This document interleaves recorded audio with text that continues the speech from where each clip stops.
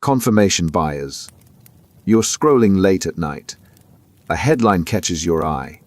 It says exactly what you've been thinking. You click. You read. You share. It feels like proof. Then someone sends you an article with the opposite take, backed by similar data. You open it. Something feels off. Unconvincing. You skim through, maybe don't even finish. Then you move on. That's confirmation bias. The brain latches onto information that supports what you already believe. It filters out anything that contradicts it. This isn't deliberate. It's automatic. And it's happening constantly. The effect runs deeper than just choosing what to read. It reshapes how you interpret the same facts. Two people see identical evidence and walk away more convinced of opposing views. The brain isn't searching for truth. It's searching for validation. In relationships, it looks like this. You're convinced someone doesn't care. Every time they're late, every missed text, every distracted reply becomes proof. When they do show up on time or send a thoughtful message, it barely registers. You dismiss it as a fluke, not enough to shift the story you've already built. At work, same thing. A manager decides someone isn't pulling their weight. Every mistake gets noticed, filed away as evidence. Every success gets explained away, luck or someone else's help. The conclusion came first. The brain just keeps finding reasons to protect it. In politics, watch the same debate with two different viewers. Each one sees their candidate winning. Each one notices moments that support their side and glosses over the rest. Same speech. Two completely different experiences. All because of what they believed walking in. Here's the mechanism. The brain rewards certainty. When information aligns with your beliefs, it releases dopamine, the same chemical tied to pleasure. Contradictory information creates discomfort, mental friction the brain wants to avoid. Over time, you're not just seeking information. You're seeking comfort. That's the trap. Confirmation bias doesn't feel like bias. It feels like clarity, like you're finally seeing things right while everyone else is confused. But what's really happening is your view is narrowing. Your certainty is hardening. The gap between what you believe and what's true keeps widening. And you can't see it happening. Belief perseverance. Someone tells you something when you're young. Maybe a teacher. Maybe a parent. Maybe just something you figured out on your own. Years pass. Then one day, you learn it's wrong. The evidence is clear, undeniable. But the belief doesn't leave. It lingers. Still shaping how you think, how you react. Like a voice that won't go quiet. This is belief perseverance. The mind refuses to let go of beliefs even after the foundation crumbles. It's not stubbornness. It's how beliefs get wired in. They don't sit alone. They build networks. And once they're in, they don't come out clean. There's a study that shows this clearly. Researchers gave people fake feedback about their problem-solving skills. Half were told they were excellent. The other half were told they were terrible. Then the researchers came clean. The feedback was random, completely made up. But when people rated their actual ability afterward, the fake feedback still influenced them. Those told they were good still rated themselves higher. Those told they were bad still rated themselves lower. The belief had taken root. Even after being debunked, it stayed. You see it in relationships. You spent years thinking someone was unreliable. Maybe they were late a few times early on. Maybe they forgot something once. That impression stuck. Now, even after they've been consistent for years, even after they've shown up every time, part of you still expects them to flake. The belief persists. It shapes how much trust you're willing to give. At work, same pattern. A colleague makes a bad first impression. Stumbles in a presentation, misses a deadline. That judgment locks in. Even as they improve, even as they deliver month after month, the belief that they're not capable lingers. Promotions get questioned. Responsibilities get doubted. the original belief keeps interfering. It shows up in how you see yourself too. Maybe you were told as a kid you weren't good at math, or that you were shy, or that you had no creative ability. Those beliefs became part of your identity. Even when you later solve complex problems, speak confidently, create something original, the old belief doesn't disappear. It sits there, shaping how you see what you're capable of. The reason it persists comes down to this. When you form a belief, the mind doesn't just store the conclusion. It builds a web around it. Supporting thoughts, explanations, emotional connections. When the original evidence gets debunked, that web stays intact. The belief loses its logical foundation, but it still feels true because everything around it remains in place. That's what makes it so stubborn. You're not fighting one idea. You're fighting an entire structure the brain spent time constructing. Even when you know better, the belief keeps working. Shaping expectations. Influencing judgments. Guiding reactions. It doesn't feel like bias. It feels like instinct. But it's just an old belief that refuses to die. Illusory truth effect. Hear something once, you might question it. Hear it twice, it starts sounding familiar.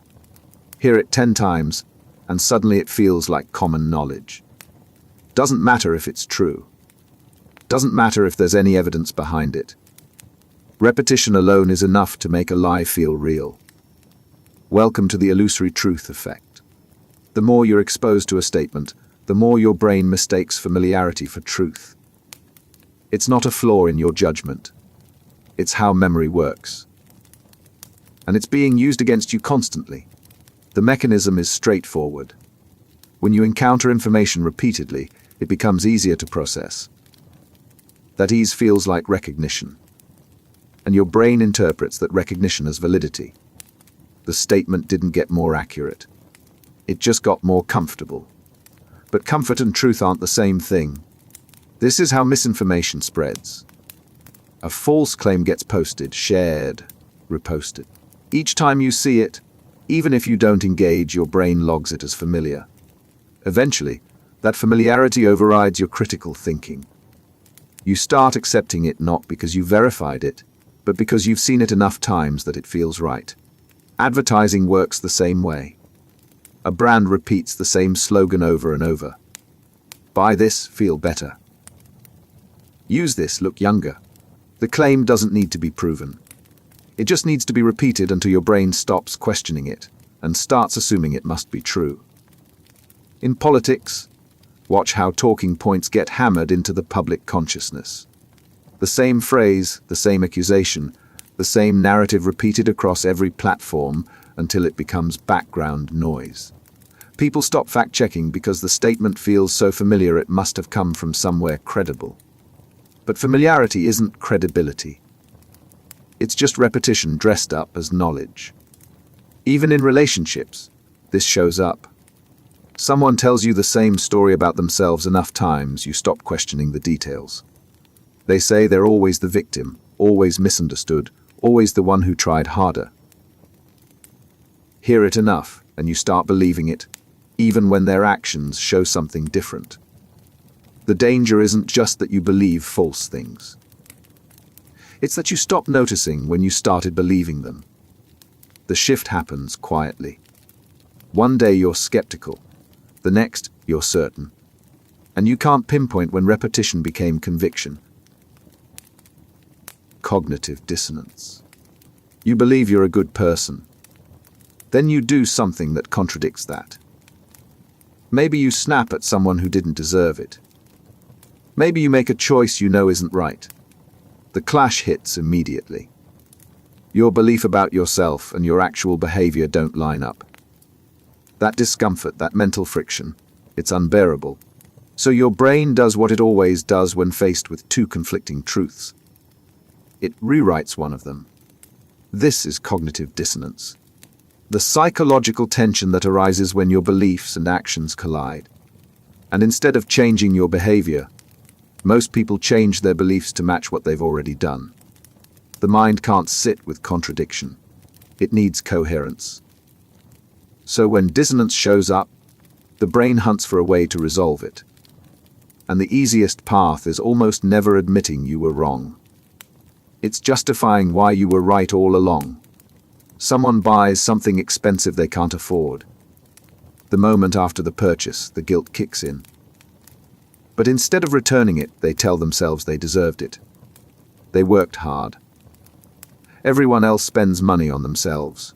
It wasn't that expensive anyway. The behavior stays. The belief shifts to fit. You said you'd help a friend, then you didn't. The dissonance starts immediately. But instead of apologizing, you convince yourself they didn't really need your help. They would have figured it out. They're probably fine. You weren't that important to the situation anyway. The story changes until your inaction feels justified. Watch it in relationships too. Someone cheats, then tells themselves the relationship was already over. It didn't really count. Their partner wasn't meeting their needs. They were going to break up eventually anyway. The dissonance between "I'm loyal" and "I cheated" gets resolved by redefining what loyalty means or rewriting what the relationship was. The effect even shows up in how people process information that challenges their worldview. When confronted with facts that contradict deeply held beliefs, most people don't change their beliefs. They discredit the facts. The source must be biased. The data must be flawed. There must be an agenda. The dissonance gets resolved by attacking the information, not by reconsidering the belief. What makes this dangerous is how invisible it is. You don't feel like you're lying to yourself. You feel like you're finally seeing things clearly. The rationalization doesn't register as distortion. It registers as insight. And that's how dissonance keeps you locked in. Not by forcing you to ignore the truth, but by convincing you the adjusted version was the truth all along. Naive realism. Two people watch the same event unfold. Same room, same moment. Afterward, they describe completely different things. One saw aggression. The other saw defense. One saw manipulation. The other saw honesty. Both are certain they saw it objectively. Both are convinced the other person is biased, emotional, or just plain wrong. Neither considers the possibility that they might be the one filtering reality. That's naive realism. The belief that you see the world as it truly is, while everyone who disagrees with you is either misinformed or irrational. It's not arrogance. It's a failure to recognize that perception itself is subjective. You don't see reality. You see your brain's interpretation of it. And that interpretation is shaped by everything you've experienced, everything you believe, and everything you need to be true. The effect is invisible because it feels like clarity. You're not interpreting. You're observing. The facts are right there. Anyone reasonable would see the same thing. Except they don't. And when they describe something different, you don't question your perception. You question their judgment. This shows up everywhere. In arguments, you assume you're being logical while the other person is being emotional. You think you're presenting facts while they're pushing an agenda. The possibility that you're both interpreting the same information through different lenses doesn't register, because your lens feels like no lens at all. It feels like transparency. At work, a manager sees an employee as underperforming. The employee sees themselves as doing their best under impossible conditions. Both believe they're seeing the situation clearly. Neither realizes they're working from completely different definitions of effort, competence, and fairness. The manager thinks the employee is making excuses. The employee thinks the manager is being unreasonable. Both are certain they're right. In relationships, it gets worse. You remember a fight one way. Your partner remembers it completely differently. You're sure you stayed calm. They're sure you raised your voice. You're certain they started it. They're certain you did. Both memories feel accurate because both of you experienced the same event through entirely different emotional and cognitive filters. But naive realism makes you treat your version as fact and theirs as denial. The trap deepens when you encounter people with opposing views. You don't just disagree with them. You assume something is wrong with them. They must be biased. They must be ignorant. They must have bad motives. Because if they saw things clearly, if they looked at the evidence objectively, they'd agree with you. The idea that they are looking at the evidence objectively and still reaching a different conclusion feels impossible. So you write them off. What makes naive realism so persistent is that it's self-reinforcing. The more convinced you are that you see reality clearly, the more you dismiss anyone who sees it differently. And the more you dismiss them, the more convinced you become that you were right all along. You're not learning. You're just building walls. Authority bias. A doctor tells you to take a medication. You don't ask what it does. You don't check the side effects. You just take it. Because they're a doctor. A financial advisor recommends an investment. You don't research the company. You don't question the risk. You invest. Because they're an expert. A colleague with a senior title suggests a strategy. You don't push back even though you see problems with it. You go along. Because they're in charge. This is authority bias. The tendency to trust and obey people in positions of power or expertise, even when their advice is questionable, their logic is flawed, or their motives are unclear. It's not about respecting knowledge. It's about surrendering judgment. The bias runs deep because authority feels like safety. When someone has credentials, titles, or status, your brain offloads the responsibility of thinking critically. They know better. They've been trained. They have access to information you don't. So you defer. And in that moment of deference, you stop evaluating whether what they're saying actually makes sense. This is why scams work. Someone puts on a lab coat, and suddenly their claims about a miracle supplement sound credible. Someone uses technical jargon, and you assume they must know what they're talking about. The appearance of authority bypasses your skepticism. You're not being gullible. You're following a deeply wired instinct to trust expertise. But authority and accuracy aren't the same thing. In workplaces, this shows up constantly. A senior leader proposes a plan that the team knows won't work. But no one speaks up, because challenging authority feels risky. So the plan moves forward, fails predictably, and everyone wonders why no one said anything. They did see the problem. They just trusted the authority figure to see it too. When they didn't, the bias kept everyone quiet. In medicine, patients follow doctors' orders without question, even when something feels off. The doctor says the pain is normal. You ignore your instinct that it's not. The doctor dismisses your concerns. You assume you're overreacting. Later, you find out you were right, but by then the bias has already cost you time, money, or health. Online, watch how people share information just because it came from someone with a checkmark, a degree, or a large following. The claim doesn't get fact-checked. The source doesn't get scrutinized. The authority symbol is enough. But verified accounts spread misinformation too. Credentials don't guarantee truth. They just make lies more convincing. Even in everyday decisions, this plays out. A friend who's confident and well-spoken gives you advice. You follow it without thinking it through. Not because the advice is good. Because their certainty makes it feel reliable. But confidence isn't competence. An authority, real or perceived, is just another shortcut your brain takes to avoid the hard work of thinking for itself. Motivated reasoning. You already know what you want to be true. Now you just need to find a reason why it is. A study supports your political view, you accept it without question. A study contradicts it, you tear it apart looking for flaws. Same process. Same standards, supposedly. But the outcome was decided before you even looked at the evidence. That's motivated reasoning.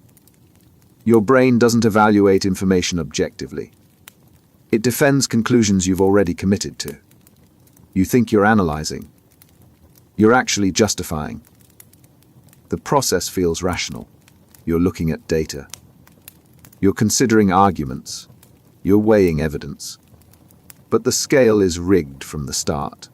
Information that supports what you want to believe gets accepted with minimal scrutiny. Information that challenges it gets interrogated until you find a reason to dismiss it. Watch someone evaluate a political candidate they already support. Every scandal gets explained away. Every policy failure gets reframed as bad luck or opposition interference. The same person evaluating a candidate they oppose sees corruption in every decision, incompetence in every misstep. The evidence isn't different. The lens is. In relationships, you do the same thing. You want to believe your partner is faithful, so you ignore the signs that suggest otherwise. Late nights at work become dedication. Secretive phone behavior becomes privacy. Emotional distance becomes stress. You're not blind. You're motivated to see what keeps your belief intact. At work, it shows up when evaluating your own performance. You want to believe you're doing well, so you remember your successes and forget your failures. Positive feedback confirms what you already thought. Negative feedback gets dismissed as bias, unfair standards, or bad timing. You're not lying to yourself. You're just processing information through the filter of what you need to be true.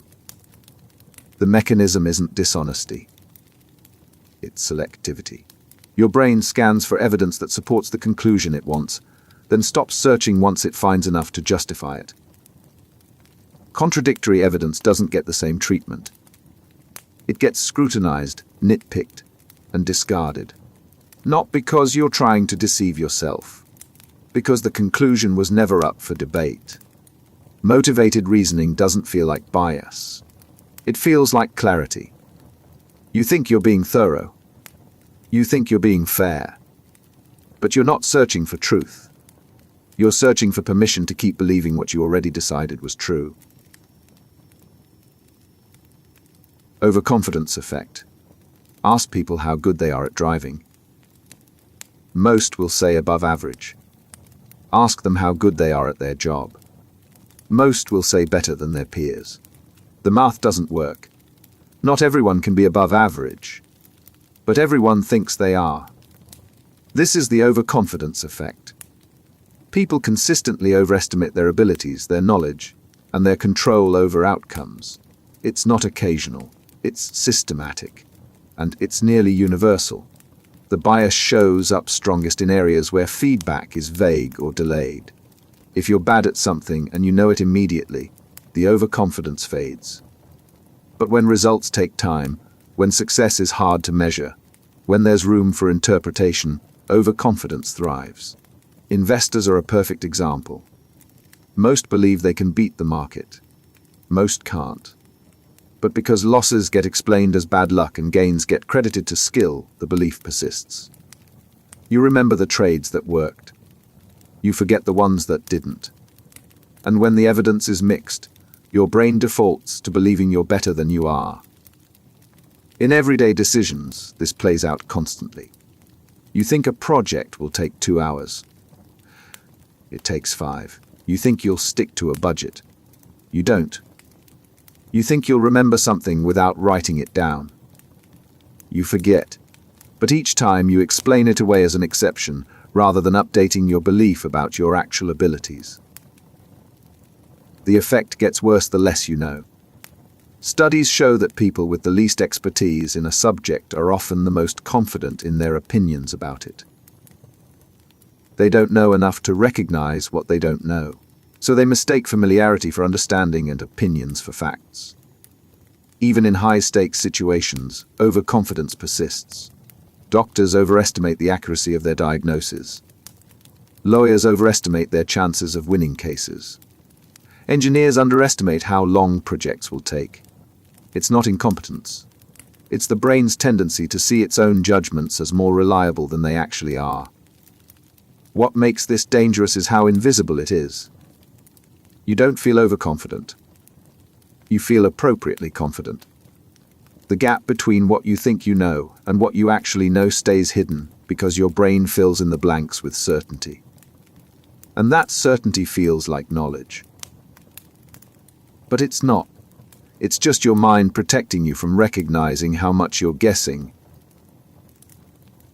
Need for closure. Uncertainty is unbearable. Not knowing feels worse than being wrong. So when the world gets chaotic, when information is incomplete, when the future is unclear, your brain doesn't sit with the discomfort. It grabs the first explanation that makes the chaos stop. Even if that explanation is weak. Even if it's wrong. This is the need for closure, the psychological drive to end ambiguity as quickly as possible. It's not about finding the right answer. It's about finding any answer that lets you stop thinking about the question. People with a high need for closure make decisions faster. They commit to belief sooner. They show less tolerance for complexity. That sounds efficient. But speed comes at a cost. The faster you close, the less information you consider. And the less you consider, the more likely you are to look onto something that feels right without ever checking if it actually is. This shows up in how people respond to crises. A tragedy happens, and immediately people want to know why. Not because the explanation will change anything. Because not knowing is intolerable. So they latch onto the first narrative that provides closure. It was the government. It was negligence. It was inevitable. The accuracy of the narrative matters less than the relief it provides. At work, watch how teams react under pressure. Deadlines are tight. Information is incomplete. Instead of waiting for clarity, someone proposes a solution. It's not a great solution. It's not even a good one. But it's something. And because the discomfort of not knowing what to do is so high, the team accepts it. Closure feels better than accuracy. Even when closure leads to failure. In relationships, the same pattern emerges. Something feels off with your partner. You don't know what. Instead of sitting with that uncertainty, you invent a story. They're pulling away because they're stressed. Or they're losing interest. Or they met someone else. The story might be completely wrong. But having a story, any story, feels better than the knowing discomfort of not knowing. The drive intensifies when the stakes are high or the environment is chaotic. The more uncertain the world feels, the more aggressively your brain hunts for closure. And when closure is the priority, truth becomes optional. You don't need the right answer. You just need an answer that stops the questions. What makes this bias dangerous is how it disguises itself as decisiveness. You're not rushing to judgment. You're being pragmatic. You're moving forward, but moving forward with the wrong answer doesn't get you closer to the truth. It just gets you further from recognizing you're lost. Sacred values. There are things you believe so deeply that questioning them feels like betraying yourself. Not just wrong, unthinkable. These aren't opinions you hold lightly. They're convictions that define who you are. And because they're tied to your identity, your brain treats them differently than other beliefs. They become untouchable. These are sacred values, beliefs so central to your sense of self that you'll defend them regardless of the cost. They're not up for debate. They're not open to revision. And when they're challenged, you don't respond with logic. You respond with outrage. What makes a value sacred isn't the content. It's the reaction. Sacred values are the ones where compromise feels like corruption. Where trade-offs feel like betrayal. Where even considering an alternative perspective triggers a defensive response so strong it shuts down rational thought entirely. In politics, sacred values are everywhere. For some, it's freedom. For others, it's equality. For some, it's individual rights. For others, it's collective responsibility. These aren't just preferences. They're foundational. And when policy debates touch on them, people don't weigh costs and benefits. They draw lines in the sand. Watch what happens when someone suggests a policy that conflicts with a sacred value. It doesn't matter how much good the policy might do. It doesn't matter what the evidence says. the response is immediate rejection. Not because the policy was evaluated and found lacking, because it violated something non-negotiable. In personal life, sacred values show up in relationships, parenting, loyalty. Someone might believe that family comes first, always, no matter what. That's a sacred value. So when a situation arises where protecting family conflicts with fairness or honesty, the sacred value wins. Not because they weighed the options. Because the value isn't negotiable. At work, you see it in principles people refuse to compromise. Integrity, transparency, results. Whatever the sacred value is, it becomes the line that can't be crossed. And when pressure mounts to bend that line, the person holding it digs in harder. They'll quit before they compromise.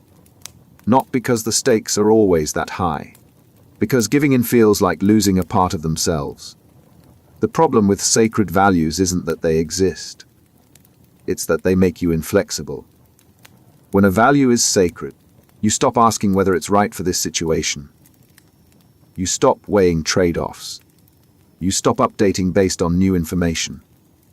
The value becomes a wall, and anything that challenges it gets rejected on contact. And because sacred values feel like moral clarity, you don't recognize when they're clouding your judgment. You think you're standing on principle.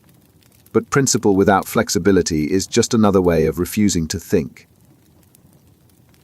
Groupthink. The meeting starts.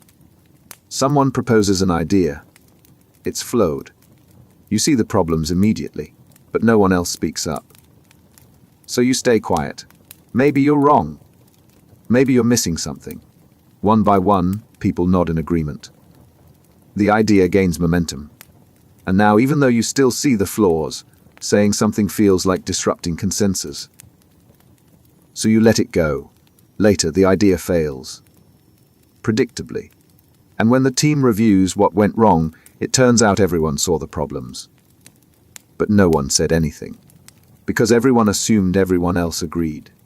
This is groupthink, when the desire for harmony overrides the willingness to challenge bad ideas. It's not stupidity. It's social pressure. And it happens in every group that values cohesion over conflict. The mechanism is simple. Groups develop norms. Those norms create pressure to conform. And once conformity becomes the priority, dissent feels risky. Not because there are explicit consequences, because going against the group means standing out. And standing out feels uncomfortable. In workplaces, this shows up constantly. A team has a leader with a strong opinion. No one wants to contradict the leader, so they stay quiet. The leader interprets silence as agreement. The decision moves forward. The project fails. And everyone knew it would. But groupthink kept the information locked inside individual minds instead of surfacing it where it could be used. In politics, groupthink is why bad policies persist even when evidence mounts that they're not working. The party or coalition has committed to a position. Questioning it publicly means breaking ranks. So members stay quiet, defend the position externally, and privately hope someone else will raise the concern. But no one does. And the group marches forward with a strategy everyone knows is flawed. Even in friend groups, this plays out. Someone suggests a plan that no one really wants to do, but no one wants to be the person who ruins the vibe. So everyone agrees. The plan happens. No one enjoys it. And later, when someone finally admits they didn't want to do it, everyone else admits the same thing. They were all performing agreement while privately disagreeing. The danger of groupthink isn't just bad decisions. It's invisible bad decisions. Because the group never hears the dissent, it never knows there was a problem until it's too late. And because everyone stayed silent, no one feels individually responsible. The group failed collectively.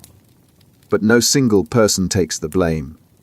Groupthink thrives in high pressure, high cohesion environments. The more the group values unity, the more dissent feels like betrayal. And the more isolated the group is from outside perspectives, the more its internal consensus feels like truth. But consensus isn't accuracy.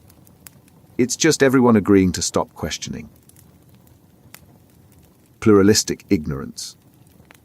Everyone in the room is confused, but no one says anything, because everyone assumes they're the only one who doesn't understand. So they sit there, nodding along, pretending to follow. And because everyone is pretending, the speaker assumes everyone gets it. The meeting ends. No one understood, but everyone thought they were the only one. This is pluralistic ignorance. When private beliefs differ from perceived group norms, and no one realizes everyone else feels the same way, it's not a failure of intelligence. It's a failure of communication. And it keeps groups locked in behaviors no one actually supports. The classic example is binge drinking in college. Students drink more than they want to because they think that's what everyone else wants to do. But studies show most students are uncomfortable with the amount they're drinking. They're not doing it because they enjoy it. They're doing it because they think everyone else expects it. Meanwhile, everyone else is thinking the exact same thing.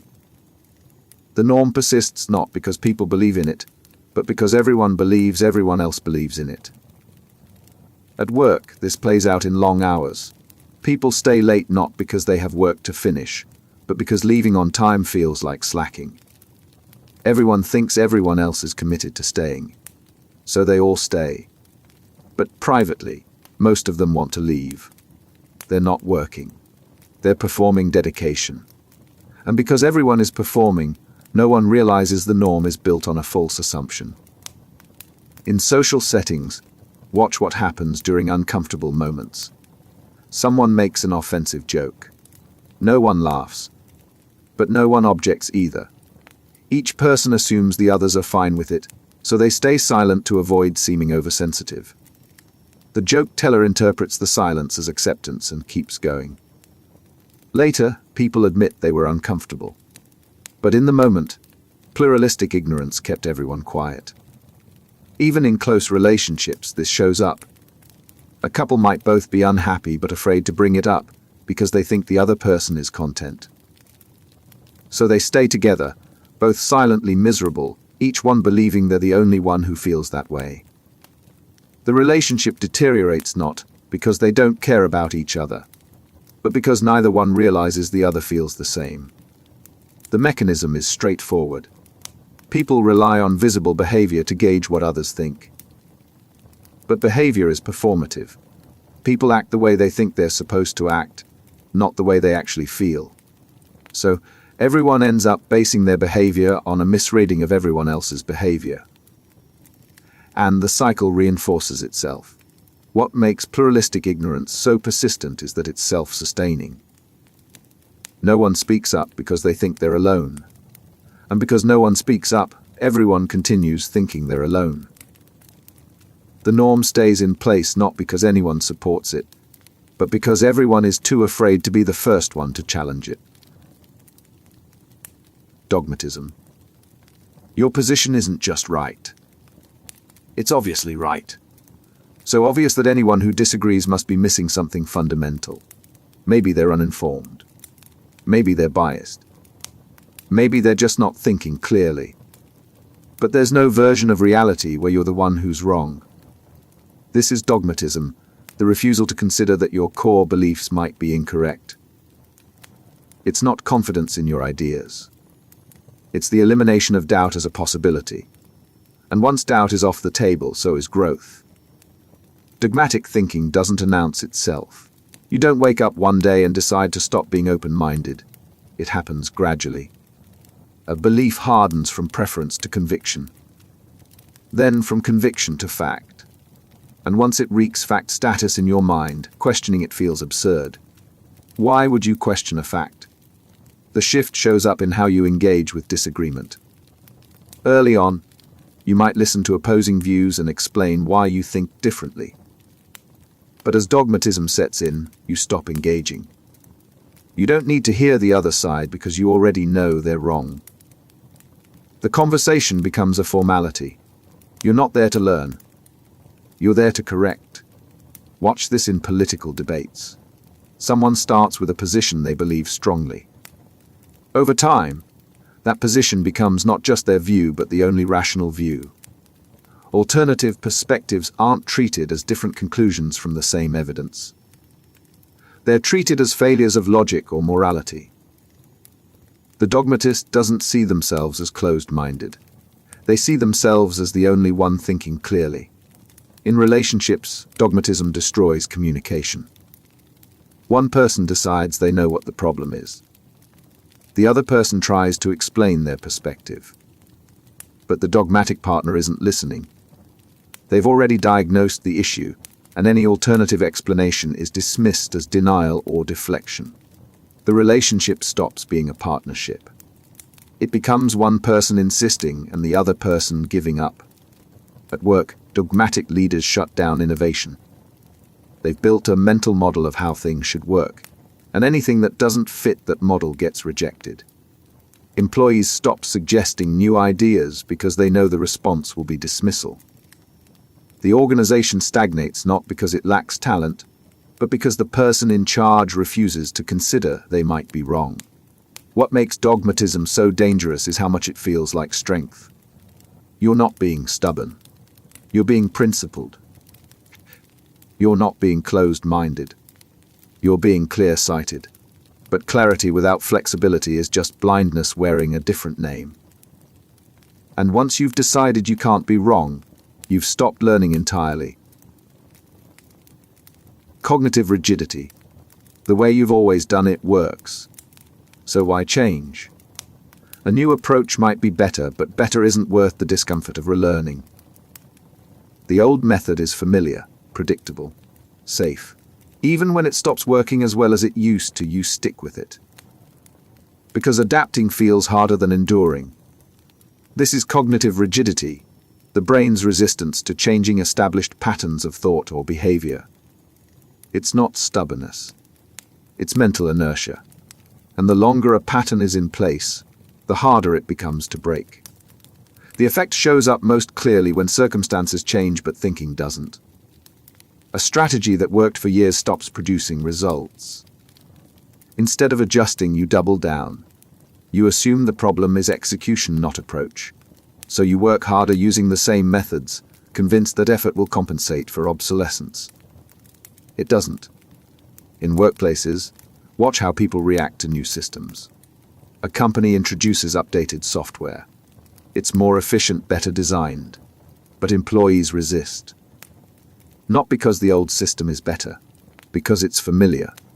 They've spent years learning its quirks, memorizing its shortcuts. Starting over feels like loss. So they push back, complain, or quietly keep using the old methods as long as possible. In personal habits, rigidity looks like routines that stopped serving you but never got updated.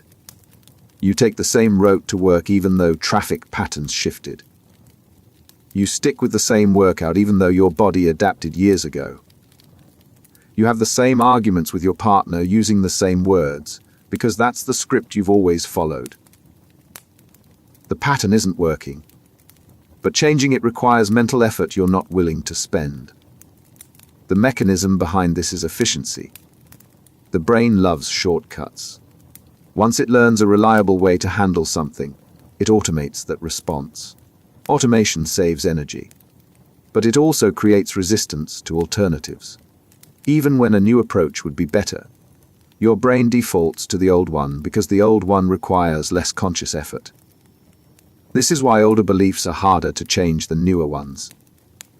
A belief you've held for a week is still flexible. A belief you've held for a decade is rigid. Not because the older belief is more accurate, because it's more entrenched.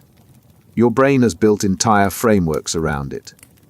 Replacing it means rebuilding, and rebuilding is expensive. Cognitive rigidity doesn't just slow you down. It keeps you locked in place while the world moves forward. You're not making a choice to stay the same. You're just following the path of least resistance. And that path, over time, becomes a rut. System justification. The system isn't fair. You know that. You've seen how it advantages some people and disadvantages others. You've watched policies favor those already winning. But instead of getting angry, you explain it away. People who succeed worked harder. People who fail made bad choices. The system must be fine because if it weren't, that would mean the world is more broken than you're willing to accept. This is system justification, the tendency to defend and rationalize existing social, economic, and political arrangements, even when those arrangements harm you. It's not loyalty. It's psychological self-defense. Because if the system is unfair and you can't fix it, then accepting that reality means living with helplessness. So your brain finds a way to make the system seem fair instead. The effect is strongest among people who have the most to lose from acknowledging the system's flaws. You'd expect the disadvantaged to be the most critical, but often they're the most defensive. Because admitting the system is rigged means admitting their struggles aren't entirely their fault. And if their struggles aren't their fault, then they're victims of something beyond their control. That's unbearable. So they justify the system instead. Watch how people react to inequality. Someone working multiple jobs and barely scraping by might still insist the economy rewards hard work. Because the alternative, that hard work isn't enough, would shatter the belief that effort determines outcomes. So they protect the system even as it grinds them down. In workplaces, employees defend bad leadership. Not because the leadership is good, but because questioning it would mean admitting they're trapped in a dysfunctional environment with no easy way out. So they rationalize. The boss is tough but fair. The company has problems, but so does everywhere else. The system justification keeps them from confronting the reality that they're stuck. Even in relationships, people justify dynamics that hurt them. A partner is controlling, dismissive, emotionally absent. But instead of leaving, they explain it. Their partner is stressed. Their partner had a difficult childhood. Their partner loves them in their own way. The justification protects them from facing that the relationship might be fundamentally broken. The mechanism just about protecting the system. It's about protecting yourself from the emotional cost of recognizing how little control you have. If you admit the system is unfair and you're powerless to change it, you're left with despair. If you convince yourself the system is fair, you get to keep hope. Even if that hope is built on a lie. System justification doesn't make the world better. It makes the world bearable. But bearable isn't the same as just. And the cost of making injustice psychologically tolerable is that injustice never gets fixed. Just world hypothesis. Good things happen to good people. Bad things happen to bad people. The world is fair. It has to be.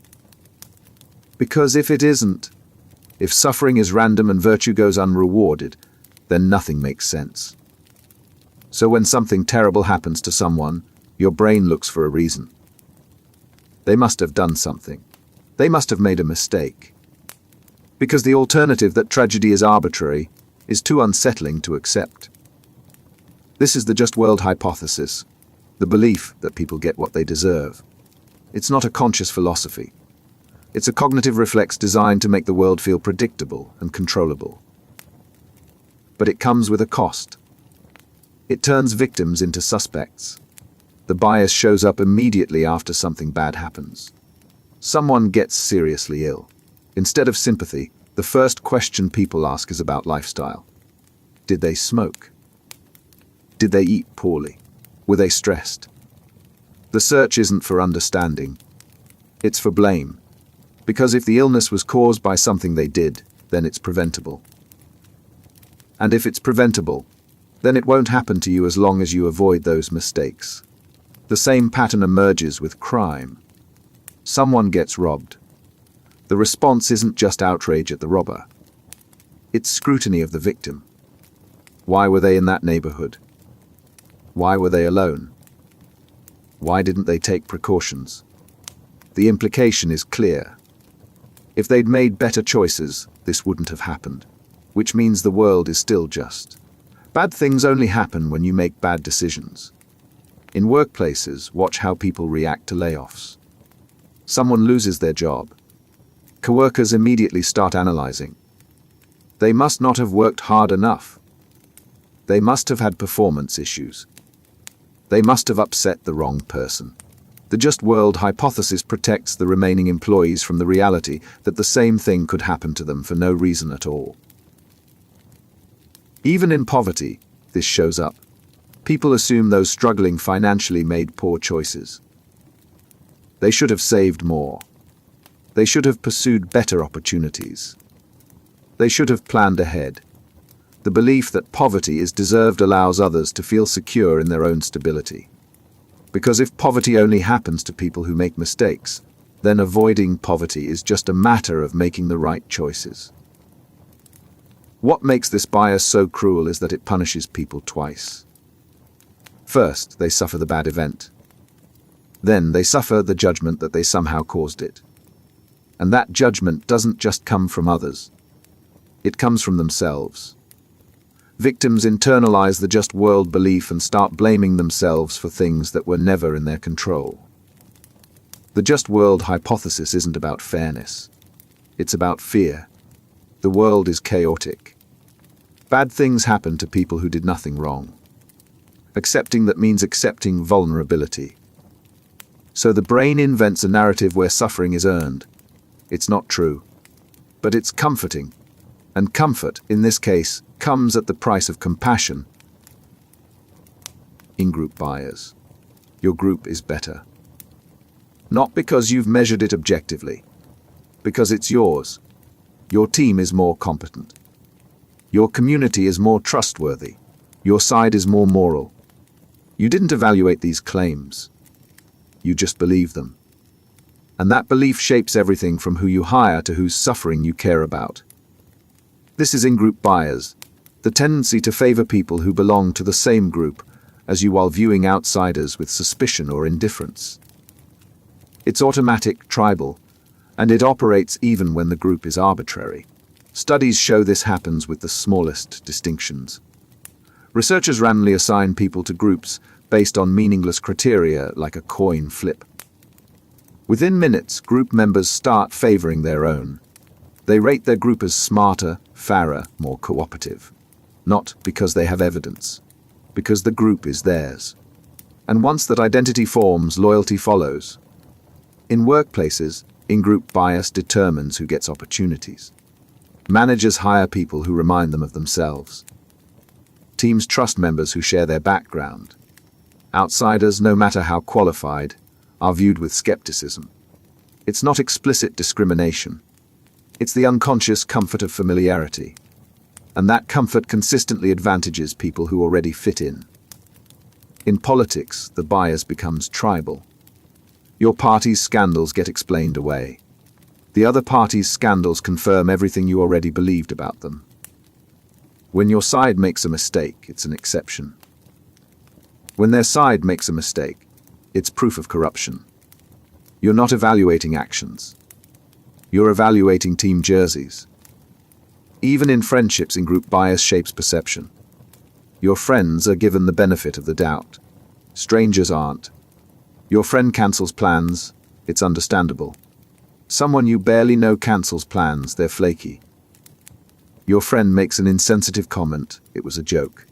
Someone outside your circle says the same thing, it's offensive. The behavior is identical. The judgment changes based on group membership. The mechanism behind this is identity protection. Your in-group reflects on you. If they're good, you're good. If they succeed, you succeed. So your brain defends the in-group not just because you care about them, but because their reputation is tied to yours. Criticizing them feels like criticizing yourself. In-group bias doesn't make you loyal. It makes you blind. You stop evaluating people based on their actions and start evaluating them based on their proximity to you. And that blindness doesn't just harm outsiders. It harms your group too. Because when you refuse to see their flaws, you enable them. And what could have been corrected becomes permanent. Outgroup derogation. It's not enough that your group is good. The other group has to be bad. Worse than bad. They're not just wrong. They're dishonest. They're not just misguided. They're malicious. Every action they take gets interpreted through the worst possible lens. Because vilifying them makes you feel better about being on your side. This is outgroup derogation, the tendency to view people outside your group with contempt, suspicion, or hostility. It's the dark mirror of ingroup bias.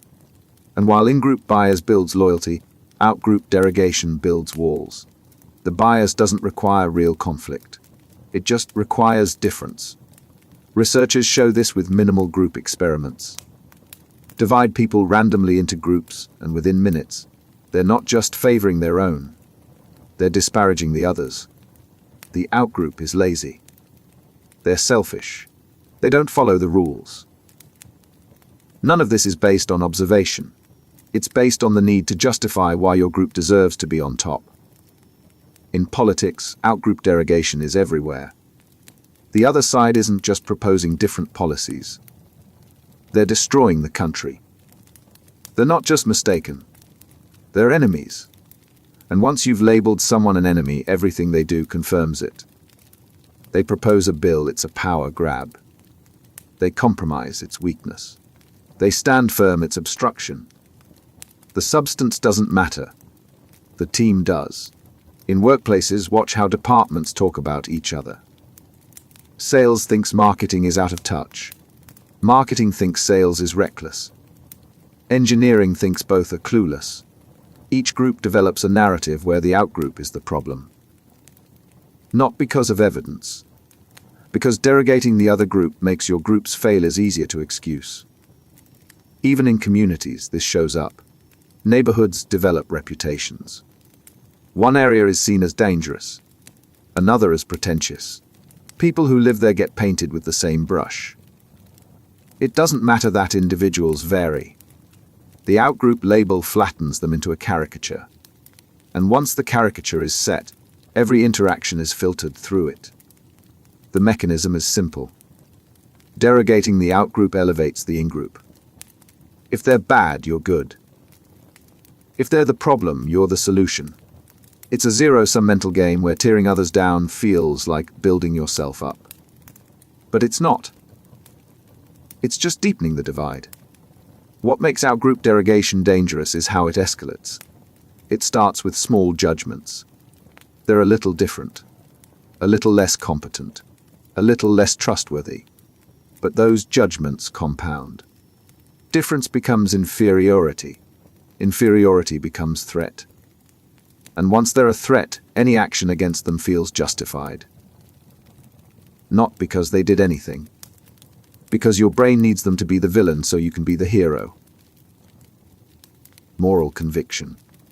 You're not just right. You're morally right. This isn't a preference. It's a principle. And principles don't bend. Someone disagrees with your position, and you don't just think they're wrong. You think they're lacking something fundamental. Integrity. Compassion. Basic decency. Because if they really understood what was at stake, they'd agree with you. When a belief crosses into moral conviction, it stops being debatable. Compromise feels like betrayal. Alternative perspectives aren't just different. They're dangerous. And because you've framed the issue as a matter of right and wrong, anyone on the other side isn't just mistaken. They're on the wrong side of morality itself. The shift happens when opinion stops being something you hold and becomes something you are. You don't just support a policy. You define yourself by it. And once it's tied to your identity, questioning it feels like an attack on who you are. So you don't question it. You defend it. Fiercely. In politics, moral conviction turns every issue into a battle between good and evil. Evil. It's not about tax rates. It's about fairness. It's not about healthcare systems. It's about saving lives. The stakes are raised so high that compromise becomes impossible. Because how do you compromise on morality? You don't. You draw a line and refuse to cross it. In personal life, moral conviction hardens relationships into judgment. A friend makes a choice you disagree with. Instead of seeing it as a different approach, you see it as a moral failure. They're not just wrong. they're worse than you thought. And because the issue has moral weight, forgiving them or understanding their perspective feels like condoning something you can't accept. At work, watch what happens when moral conviction enters decision-making. A team debates a strategy. One person frames their position as ethically non-negotiable. Suddenly, everyone else isn't just proposing alternatives. They're advocating for something morally inferior. The conversation stops being collaborative. It becomes accusatory. What makes moral conviction dangerous isn't that it's always wrong.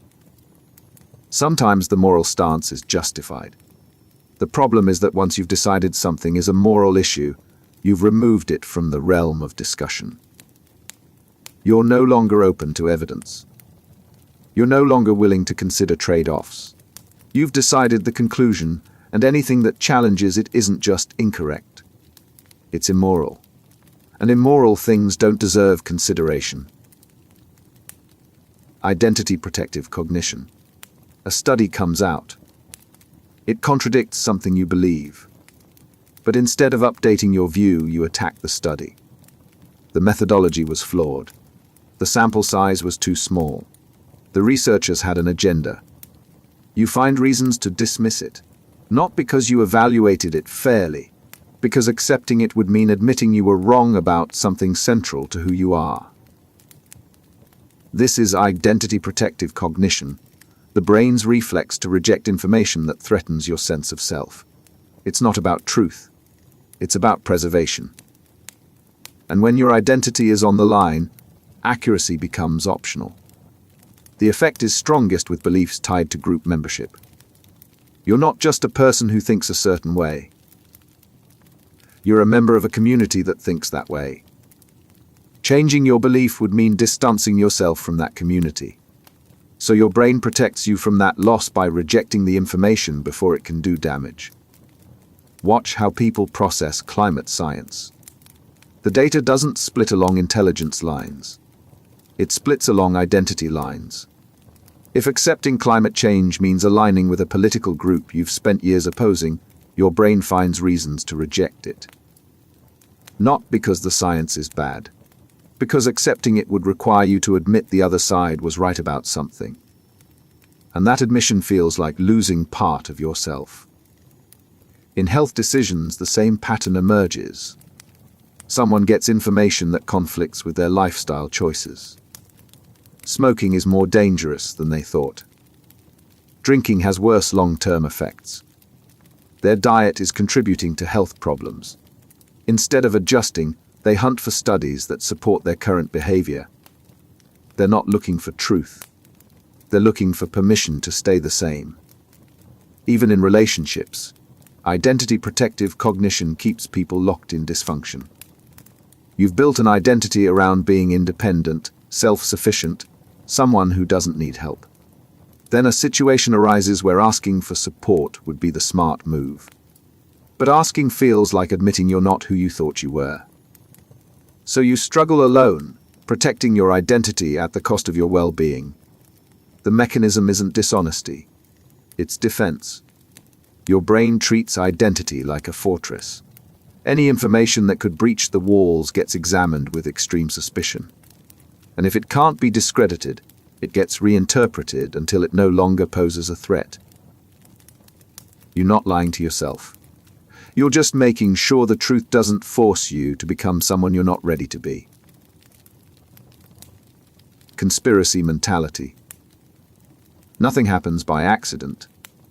Everything connects. The official story is never the real story. And if you can't see the pattern, it's because you're not looking hard enough. Someone with power is pulling the strings. Always. And the more people deny it, the more obvious it becomes that they're part of it. This is conspiracy mentality, the tendency to see hidden plots and coordinated deception behind major events. It's not skepticism. It's a worldview where nothing is as it seems and every explanation hides a darker truth. People drawn to conspiracy thinking aren't stupid. They're pattern seekers in overdrive. They see connections others miss because they're wired to distrust surface-level explanations. But the patterns they find aren't always real. And once you're convinced the world operates through secret agendas, every piece of evidence gets filtered through that lens. The mentality thrives on uncertainty. When something big happens and the details are unclear, conspiracy thinking fills the gaps. A tragedy occurs. The timeline doesn't add up. Witness accounts conflict. Instead of accepting that chaos is messy and information takes time to clarify, the conspiracy mindset sees coordination. Someone planned this. Someone is covering it up. The confusion isn't natural. It's engineered. In everyday life, conspiracy mentality shows up in smaller ways. A company announces layoffs.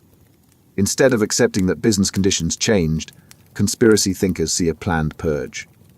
Management knew all along. They wanted to get rid of certain people. The layoffs weren't about money. They were about control. Even in relationships, this pattern emerges. A partner is late coming home. Instead of assuming traffic or a last-minute errand, the conspiracy-prone mind sees intentional deception. They're hiding something. The excuse is too convenient. The details don't line up. The lateness wasn't random. It was calculated. What makes conspiracy mentality so persistent is how it handles contradictory evidence. Proof against the conspiracy isn't disconfirming. It's proof the conspiracy is deeper than expected. They're good at covering their tracks. They anticipated this objection. They planted false evidence. Every debunking strengthens the belief, because it shows how sophisticated the operation must be. The mentality doesn't make you vigilant. It makes you paranoid. And paranoia doesn't protect you from real threats. It just makes you unable to distinguish real threats from imagined ones. You're not seeing through lies. You're seeing lies where none exist. And the more you look, the more you find. Not because they're there. Because you need them to be. Patternicity. You see faces in clouds, shapes in static, meaning in coincidence. Your brain is built to find patterns. It's a survival tool. Recognizing that rustling in the grass might be a predator kept your ancestors alive. But the system doesn't know when to stop. So it finds patterns even when there are none.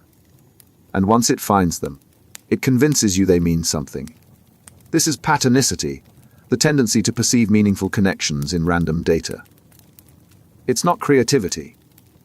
It's the brain overinterpreting noise as signal, and it happens constantly. The mechanism is straightforward. Your brain rewards pattern recognition. When you spot a connection, dopamine reinforces the behavior. But the reward system doesn't distinguish between real patterns and false ones.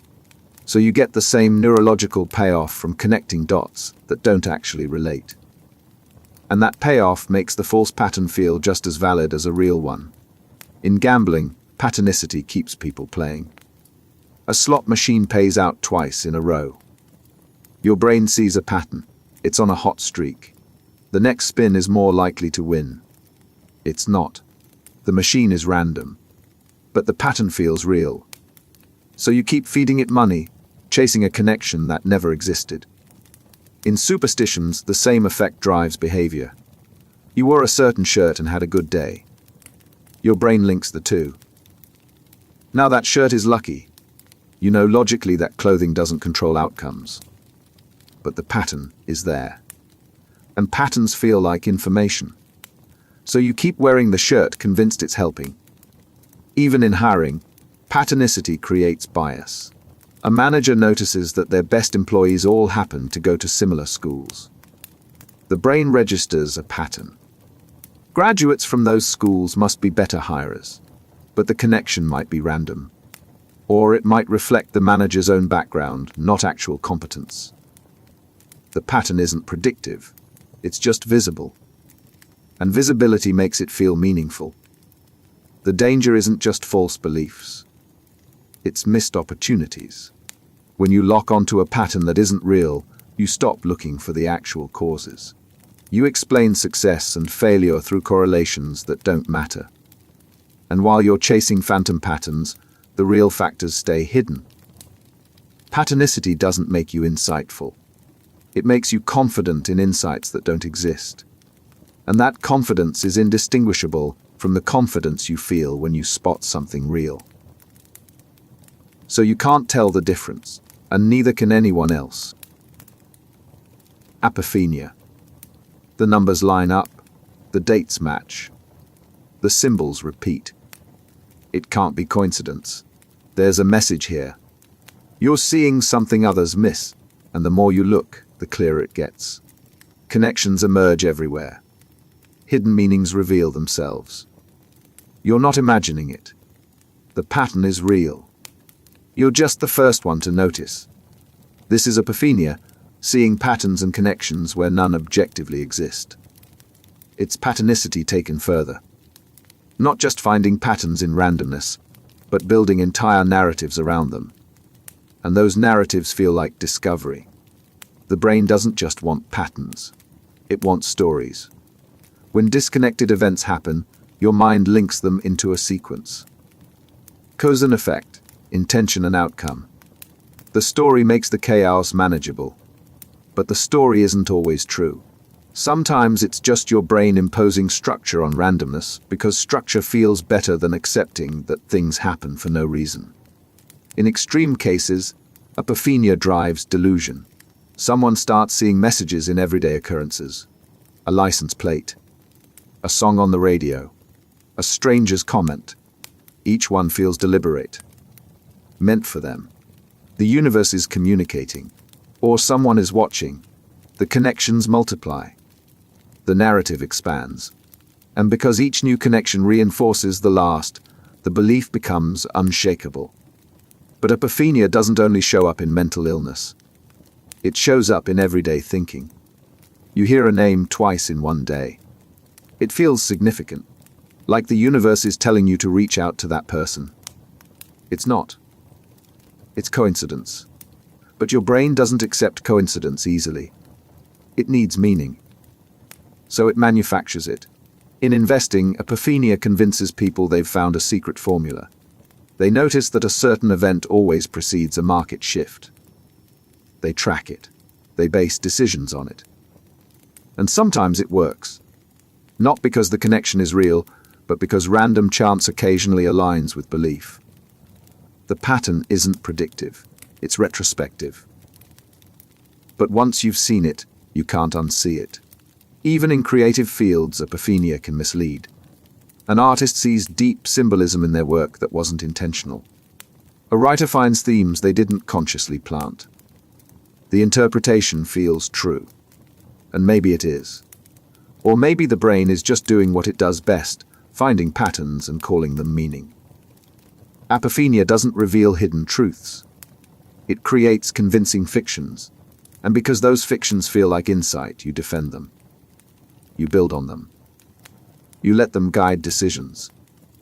And the more you invest in the pattern, the harder it becomes to admit it was never there. Teleological thinking. Why does the heart beat? To pump blood. Why does the sun rise? To give us light. Why did you miss that call? Because you weren't supposed to talk to them yet. Everything has a purpose. Everything happens for a reason. The world isn't random. It's designed. And every outcome serves a function, even when you can't see it yet. This is teleological thinking, the belief that things exist or occur for a purpose. It's how children naturally understand the world. But many adults never fully outgrow it. They see intention where there's only process. Design where there's only consequence. The thinking pattern feels intuitive because purpose makes the world comprehensible. If the rain falls to water the plants, then weather has meaning. If you got sick to learn a lesson, then suffering has value. It's comforting. But it's backward. The heart doesn't beat to pump blood. It pumps blood because that's what hearts do. The rain doesn't fall for plants. Plants evolve to use rain. The purpose is projected, not inherent. In personal setbacks, teleological thinking shows up as justification. You didn't get the job. Instead of accepting that someone else was a better fit or the decision was arbitrary, you tell yourself it wasn't meant to be. Something better is coming. The rejection served a purpose. Maybe it did. Or maybe it was just a rejection. But purpose feels better than randomness. So you choose purpose. In relationships, people use teleological thinking to explain why things ended. It wasn't meant to last. You were supposed to learn from them and move on. The breakup happened for a reason. Maybe that's true. Or maybe two people grew apart and timing didn't work. But framing it as destiny makes the loss feel less like failure and more like part of a plan. Even in science, teleological thinking sneaks in. People ask why humans evolved consciousness, as if evolution had a goal. It didn't. Consciousness emerged because it conferred survival advantages in certain contexts. There's no why in the teleological sense. There's only how. But the brain keeps reaching for purpose because purpose is easier to process than mechanism. The danger isn't just misunderstanding causation. It's passivity. If everything happens for a reason, then your role is to accept it, not to change it. You don't fight the outcome because the outcome was meant to be. And that surrender, dressed up as wisdom, keeps you from recognizing when you actually have control. Teleological thinking doesn't reveal the universe's plan. It invents one. And that invention, however comforting, replaces understanding with storytelling. The world doesn't owe you purpose. It just is. And mistaking pattern for intention doesn't make you enlightened. It just makes you less able to see what's actually happening. Essentialism. You meet someone who's a lawyer. Immediately, you think you know something about them. Analytical. Argumentative. Detail-oriented. You didn't ask. You didn't observe. You just assumed. Because in your mind, being a lawyer isn't just a job. It's a category. And categories come with traits you believe are fixed. This is essentialism, the belief that people, groups, or things have an underlying essence that defines what they are. It's not observation. It's categorization. And once you've placed something in a category, you stop seeing it as it actually is. You see it as what the category tells you it must be. The bias shows up strongest with people. You learn someone's profession, their background, their identity, and your brain fills in the rest. Engineers are logical. Artists are emotional. Older people are resistant to change. Younger people are entitled. None of this is based on the individual in front of you. It's based on the label you've assigned them. In workplaces, essentialism becomes a hiring trap. A candidate has a non-traditional background. Instead of evaluating their actual skills, the interviewer assumes they lack something essential. They're not a culture fit. They don't have the right mindset. The judgment isn't about performance. It's about whether they match the mental image of what someone in that role should be. In relationships, essentialism turns personality into destiny. Your partner is introverted, so you assume they'll never enjoy social events. They're creative, so you assume they're disorganized. You're not observing behavior. You're predicting it based on a category you've locked them into. And when they act outside that category, you treat it as an exception instead of updating your understanding. Even with yourself, essentialism creates limits. You tell yourself you're not a math person, or you're not creative, or you're just not good with people. These aren't observations. They're identities. And once you've decided something is essential to who you are, changing it feels impossible. Not because it is. Because you've convinced yourself it's built in. What makes essentialism dangerous is how it masquerades as insight. You think you're reading people accurately, but you're not reading them. You're reading the category you've assigned them. And categories don't capture individuals. They erase them. Black and white thinking. It's either perfect or it's garbage. Either you're succeeding or you're failing. Either someone is trustworthy or they're not. There's no middle ground. No nuance. No spectrum. Things are one way or the other. And if they're not completely one way, they must be completely the other. This is black and white thinking, the tendency to see situations, people, and outcomes in extremes. It's not clarity. It's oversimplification, and it makes everything harder than it needs to be. The pattern shows up most clearly in self-evaluation. You set a goal, you slip once, and suddenly in your mind you've failed completely. The goal is ruined. There's no point continuing. One mistake doesn't mean partial progress. It means total collapse.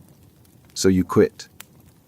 Not because the goal was impossible, because your thinking couldn't handle anything between perfect and worthless. In relationships, black and white thinking turns small conflicts into relationship-ending crises. Your partner does something thoughtless. Instead of seeing it as a single action, you see it as proof of who they are. They're selfish. They don't care. The relationship is broken. You don't consider that people are inconsistent, that one action doesn't define a person. You reduce them to a binary. Good or bad, safe or dangerous, worth staying for, worth leaving. In politics, this kind of thinking destroys the possibility of compromise. A policy is either right or wrong. A candidate is either savior or threat. There's no room for trade-offs, no acknowledgement that most solutions involve gains and losses. Everything becomes absolutist. And when everything is absolute, cooperation becomes impossible. At work, black and white thinking shows up in performance reviews. An employee has strengths and weaknesses, but the evaluator focuses on one or the other. Either they're a star or they're underperforming. The complexity of real performance, the mix of what someone does well and what they struggle with, gets flattened into a single judgment. And that judgment determines everything. The mechanism behind this is cognitive efficiency. Nuance is hard. It requires holding multiple ideas at once, accepting contradictions, tolerating uncertainty. Black and white thinking shortcuts all of that. It gives you clarity. But the clarity is false. Reality doesn't fit into two boxes. And forcing it there doesn't make things clearer. It just makes you blind to everything that doesn't fit. Faith in intuition. You meet someone for the first time. Within seconds, you've decided whether you trust them. You didn't analyze their words. You didn't consider their credentials. You just knew. It felt right. Or it didn't. And that feeling is enough, because your intuition has never let you down. Except for all the times it did. But you don't remember those. This is faith in intuition, the belief that gut feelings are reliable guides to truth. Sometimes they are. Often they're not. But the brain treats them all the same. As in sight, intuition feels like wisdom because it arrives instantly and effortlessly. You don't have to think. You just know. And because the process is invisible, it seems almost magical. Like your subconscious has access to information your conscious mind doesn't. Sometimes that's true. Pattern recognition built from experience can surface useful signals. But just as often, intuition is just bias dressed up as instinct. In hiring, intuition derails decisions constantly. A manager interviews a candidate. The resume is strong. The answers are solid, but something feels off. The manager can't articulate it. They just don't have a good feeling. So they pass. Later, they learn the candidate they rejected was exceptional. But by then, the decision is made. And the manager never connects their gut feeling to the bias that actually drove it. In investing, faith in intuition leads to costly mistakes. An opportunity comes up. The data says it's sound. But it doesn't feel right. So you skip it. Or the opposite happens. An investment feels good. You ignore red flags because your gut says go. The feeling overrides analysis. And when the investment fails, you don't blame your intuition. You blame bad luck. Even in relationships, intuition misleads. You feel an instant connection with someone. You assume it means compatibility. It doesn't. It might just mean familiarity, or attraction, or the thrill of something new. But the feeling is so strong that you skip the process of actually getting to know them.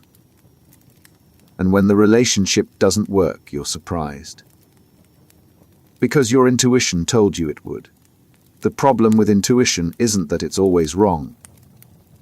It's that it feels right even when it's wrong. You can't distinguish accurate intuition from biased intuition in the moment. They both arrive with the same sense of certainty. So you trust them equally. And that trust costs you. Myside Bias. You're making a point in an argument. It's clear. It's logical. It's backed by evidence. But the other person isn't listening. They're being stubborn, unreasonable. They keep bringing up irrelevant points and ignoring what's obvious. Meanwhile, from their perspective, you're doing the exact same thing. This is Myside Bias, the tendency to evaluate evidence and arguments based on whether they support your side. You don't apply the same standards to your own reasoning that you apply to others. Your evidence is solid.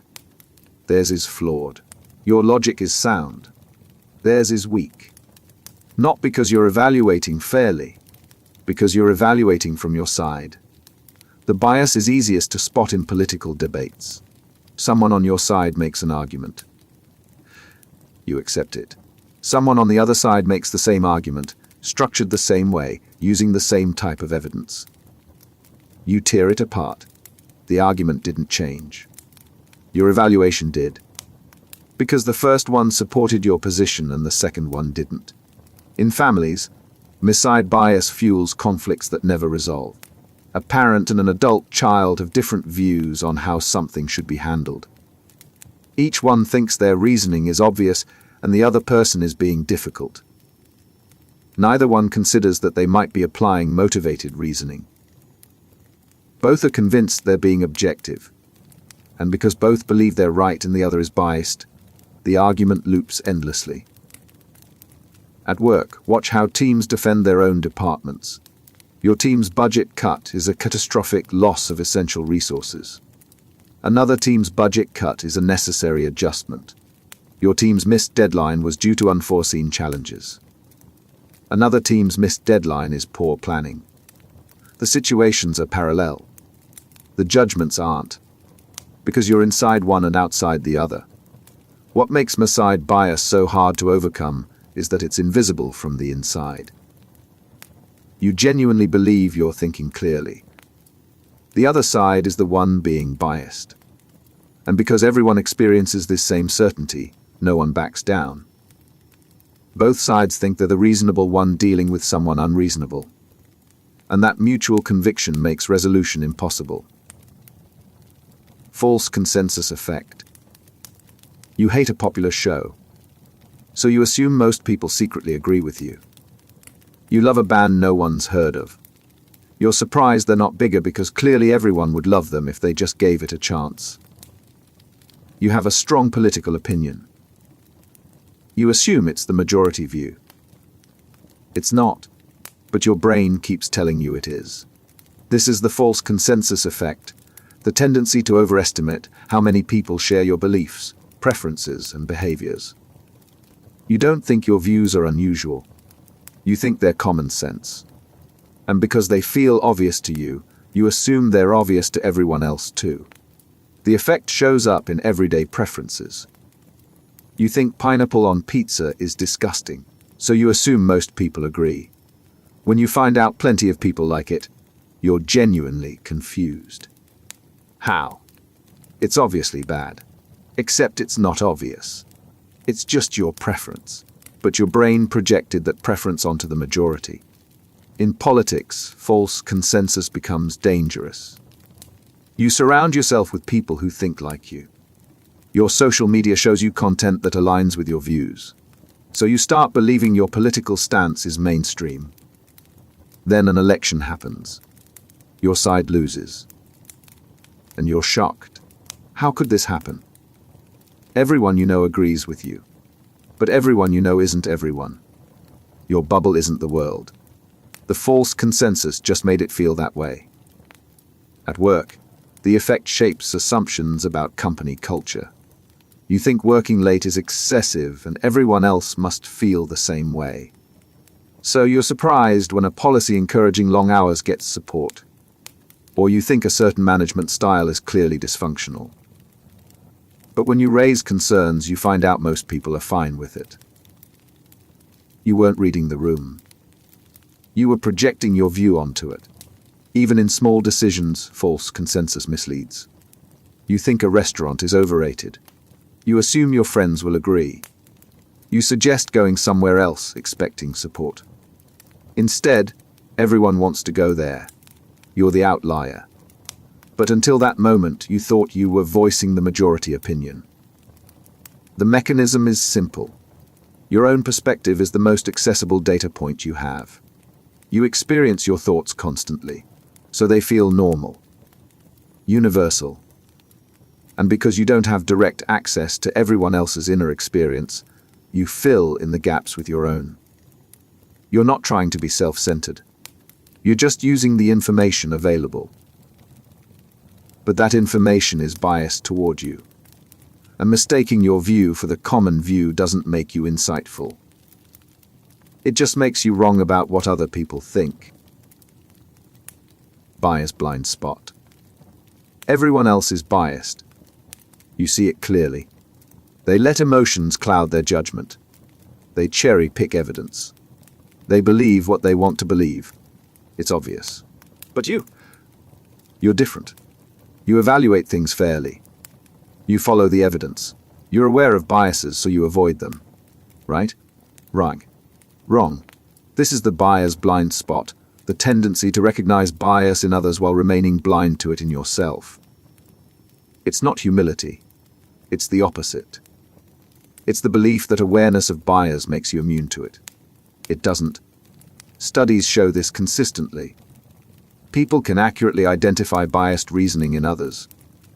They'll point out confirmation bias, motivated reasoning, emotional thinking. But when asked if they themselves are prone to these same biases, they say no. I'm objective. I think clearly. Other people fall into traps. I don't. In political arguments, the blind spot is everywhere. You watch someone defend their party's scandal. You see the mental gymnastics, the excuses, the denial. It's clear they're biased. But when your side has a scandal, you defend it the same way. You don't see it as bias.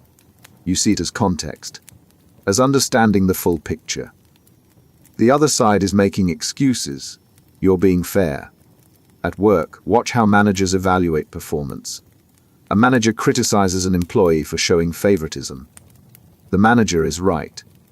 The employee does favor certain people. But the manager does the same thing. They just don't see it. Because when they favor someone, there's a reason. That person works harder, delivers better results. The favoritism is justified. When the employee does it, it's bias. When the manager does it, it's good judgment. Even in self-improvement, the blind spot interferes. Someone reads about cognitive biases. They learn the concepts. They recognize them in others. But they don't apply them to themselves. They think learning about bias is the same as overcoming it. It's not. Knowing doesn't equal doing. And the belief that you're less biased than others is itself a bias. What makes the blind spot so persistent is that it's self-reinforcing. The more you learn about bias, the more confident you become that you're avoiding it. And that confidence makes you less likely to question your own thinking. You're not more objective than other people. You're just more convinced that you are. And that conviction is the blindness itself. Source credibility bias. Same information. Two different sources. One is a doctor. The other is a stranger on the internet. You believe the doctor without question. You dismiss the stranger immediately. The information didn't change, but the source did. And for your brain, that's all that matters. This is source credibility bias, the tendency to judge information based on who delivers it rather than evaluating the content itself. It's not careful discernment. It's mental shortcutting. and it makes you vulnerable to trusting bad information from credible-seeming sources while rejecting good information from sources you've prejudged. The mechanism is efficiency. Evaluating every claim on its merits takes time and effort. Checking credentials, verifying facts, weighing evidence. Your brain shortcuts this process by asking a simpler question: do I trust the source? If yes, accept. If no, reject. The content barely gets examined. In medicine, this shows up constantly. A doctor recommends a treatment. You don't research it. You don't ask about alternatives. You just follow the advice. Because they're a doctor. Their expertise grants automatic credibility. But doctors make mistakes. They have biases. They fall behind on research. The credential doesn't guarantee accuracy. It just makes you less likely to question. In news consumption, source credibility determines what people believe before they even read the article. Information from a trusted outlet gets accepted. Information from an unknown source gets dismissed. But trusted outlets publish errors. Unknown sources sometimes break legitimate stories. The source gives you a feeling of reliability that may or may not reflect reality. Even in everyday conversations, this plays out. A confident person makes a claim. You believe it. A hesitant person says the same thing. You doubt it. The claim is identical. But confidence signals credibility, and your brain treats that signal as evidence even when it's not. What makes this bias dangerous is how it's exploited. Scammers wear lab coats. Misinformation gets laundered through credible-looking websites. Lies get repeated by people with titles and platforms. And because you're evaluating the messenger instead of the message, you never catch the deception until it's too late. Repetition effect. You hear a claim once. You note it. You hear it again. It sounds familiar. You hear it a third time. Now it's starting to feel true. By the 10th time, you're not even questioning it anymore. It's just background knowledge. Common sense. Something everyone knows, except it might not be true at all. It's just repeated. The repetition effect makes familiarity feel like validity. The more often you encounter information, the more your brain interprets that frequency as credibility. It's not logic. It's pattern recognition gone wrong. And it's why propaganda works. The brain processes familiar information more easily than unfamiliar information. That ease creates a feeling. And your mind misreads that feeling as truth. The claim didn't get more accurate. It just got more comfortable. But comfort and correctness aren't the same thing.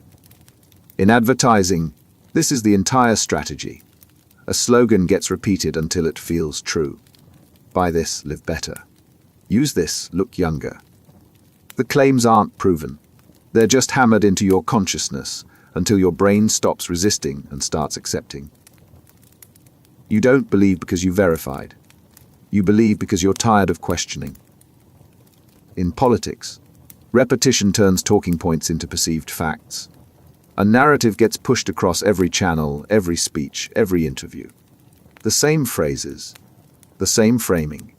After enough exposure, people start repeating it themselves. Not because they researched it.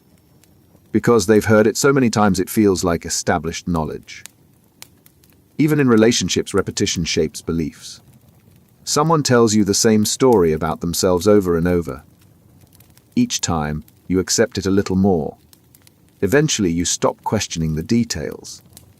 The story becomes their identity in your mind. But repetition doesn't make it accurate. It just makes it familiar enough that your brain treats it as fact. The danger isn't just believing false things. It's that you don't realize why you believe them. You think you evaluated the information. You didn't. You just heard it enough times that it stopped feeling like a claim and started feeling like knowledge. And that shift happens silently, without your awareness, until the lie is indistinguishable from truth. Sleeper effect. You hear information from a questionable source. You dismiss it immediately. Too unreliable. Can't be trusted. But weeks later, you find yourself repeating that same information. As if it's credible. You forgot where it came from. All you remember is the claim. And without the source or take, it feels legitimate.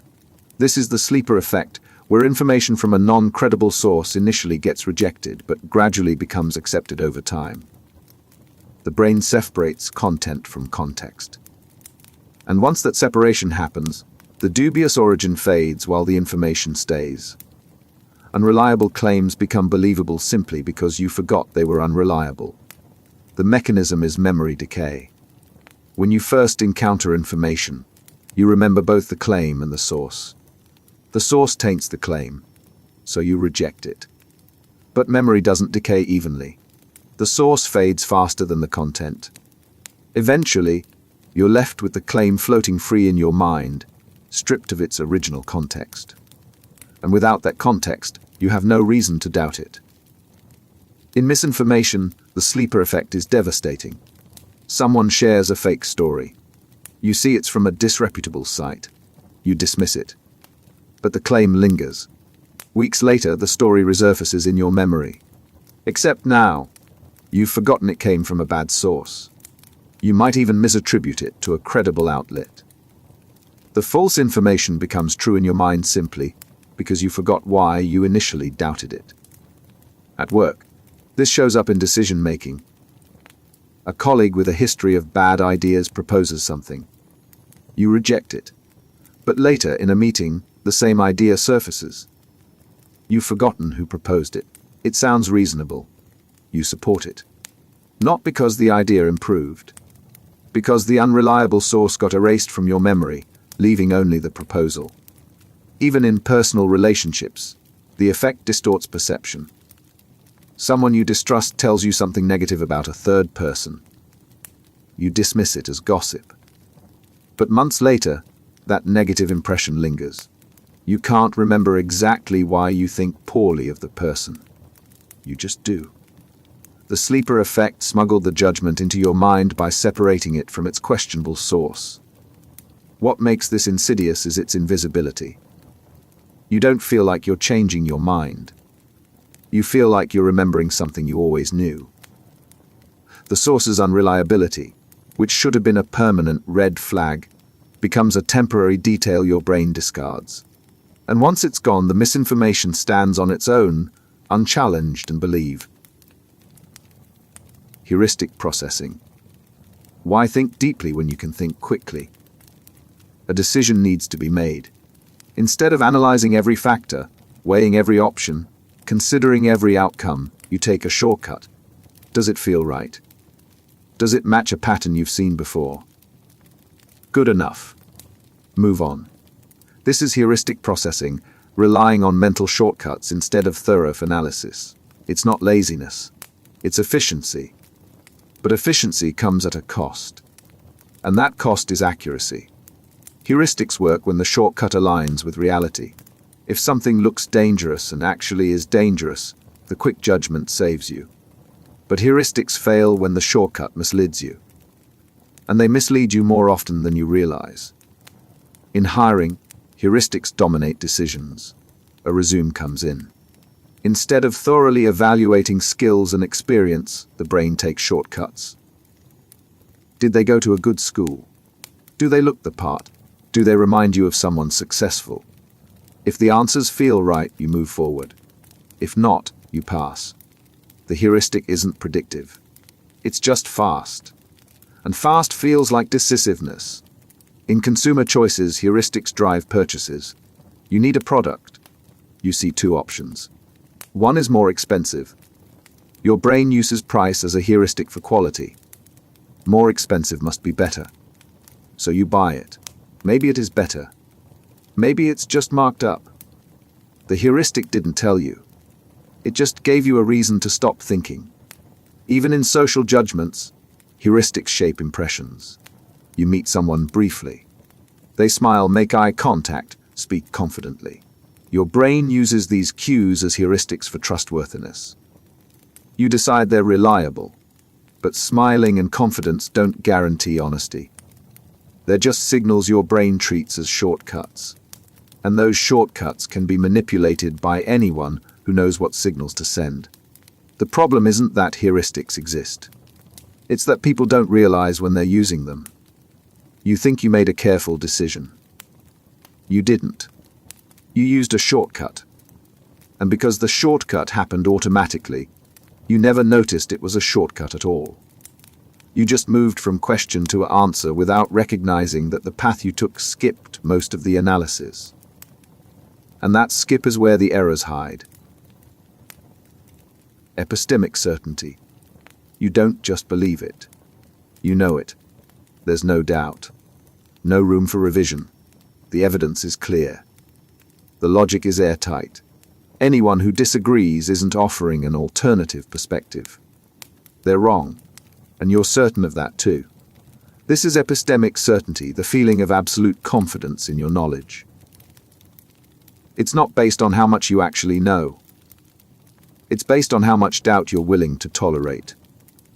And for people high in epistemic certainty, the answer is none. The feeling of certainty is powerful because it ends discomfort. Doubt is uncomfortable. Ambiguity is stressful. Not knowing feels like weakness. So the brain resolves that discomfort by upgrading belief into certainty. You stop questioning. You stop wondering if you might be wrong. And that psychological relief feels like clarity. But it's not clarity. It's just the absence of doubt. In debates, epistemic certainty shuts down conversation. You're certain you're right. So listening to the other person isn't about learning. It's about waiting for your turn to correct them. Their arguments don't land because you're not actually open to being persuaded. Your certainty is the wall that keeps their perspective out.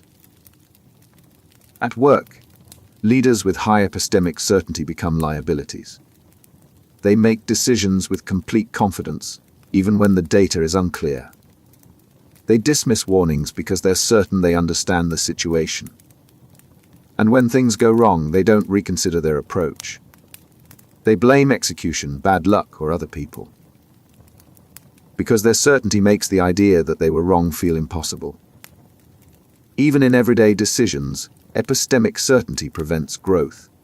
You're certain you know how something works, so you don't look it up. You don't ask questions. You just proceed based on your certainty. And when you're wrong, you're shocked.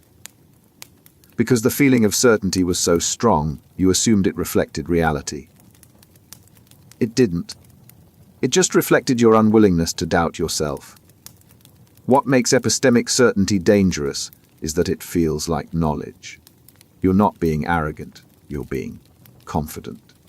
You're not being closed-minded. You're being clear-sighted, but certainty without humility is just rigidity in disguise. And the more certain you are, the less capable you become of updating your beliefs when the world shows you you're wrong.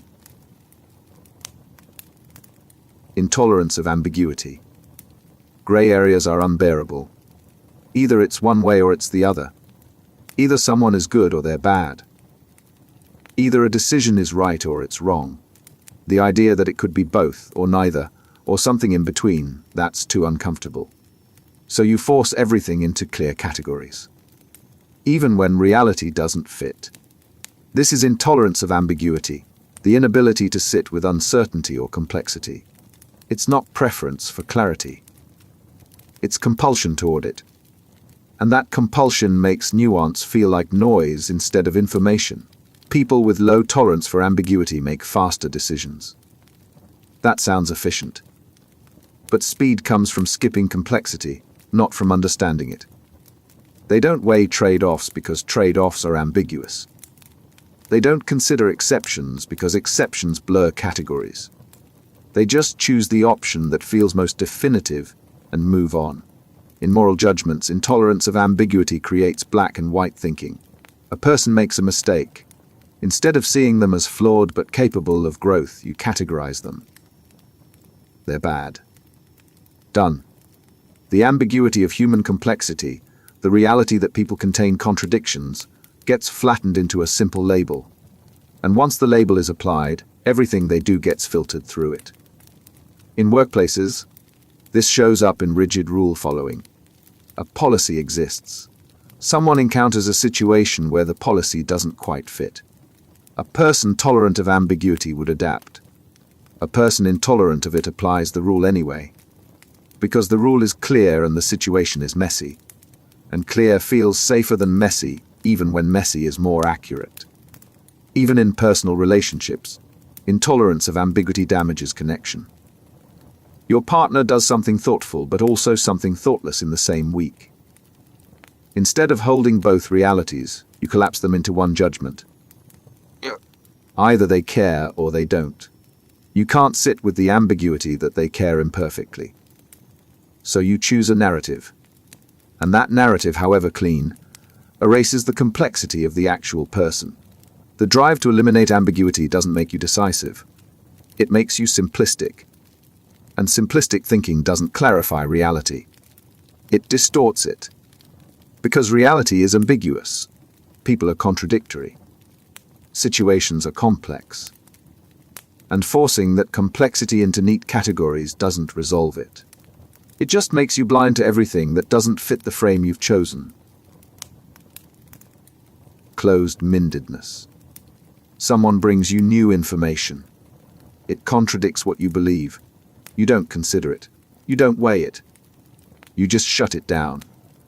Not worth your time. Not worth the mental energy. You've already made up your mind, and nothing they say is going to change it. This is closed-mindedness, the refusal to seriously consider perspectives or evidence that challenge your existing beliefs. It's not confidence. It's defense. And it keeps you locked in place while the world changes around you. Closed-mindedness doesn't announce itself as stubbornness. It disguises itself as efficiency. Why waste time on ideas you already know are wrong? Why entertain arguments you've heard before? Your mind is made up. Moving on saves time. Except it doesn't. It just prevents you from ever discovering you might be wrong. The pattern shows up in how you engage with disagreement. Someone challenges your view. Instead of listening, you're already formulating your rebuttal. You're not processing their argument. You're defending against it. And by the time they finish talking, you haven't absorbed a single point. Because you weren't there to learn. You were there to resist. In workplaces, closed-mindedness kills innovation. A team member proposes a new approach. Before they finish explaining, you've decided it won't work. You list reasons why. You point out past failures. You're not evaluating the idea on its merits. You're protecting the status quo. And because you shut down the conversation early, you never find out if the idea had potential. In relationships, closed-mindedness turns conflicts into stalemates. Your partner tries to explain their perspective. You've heard it before.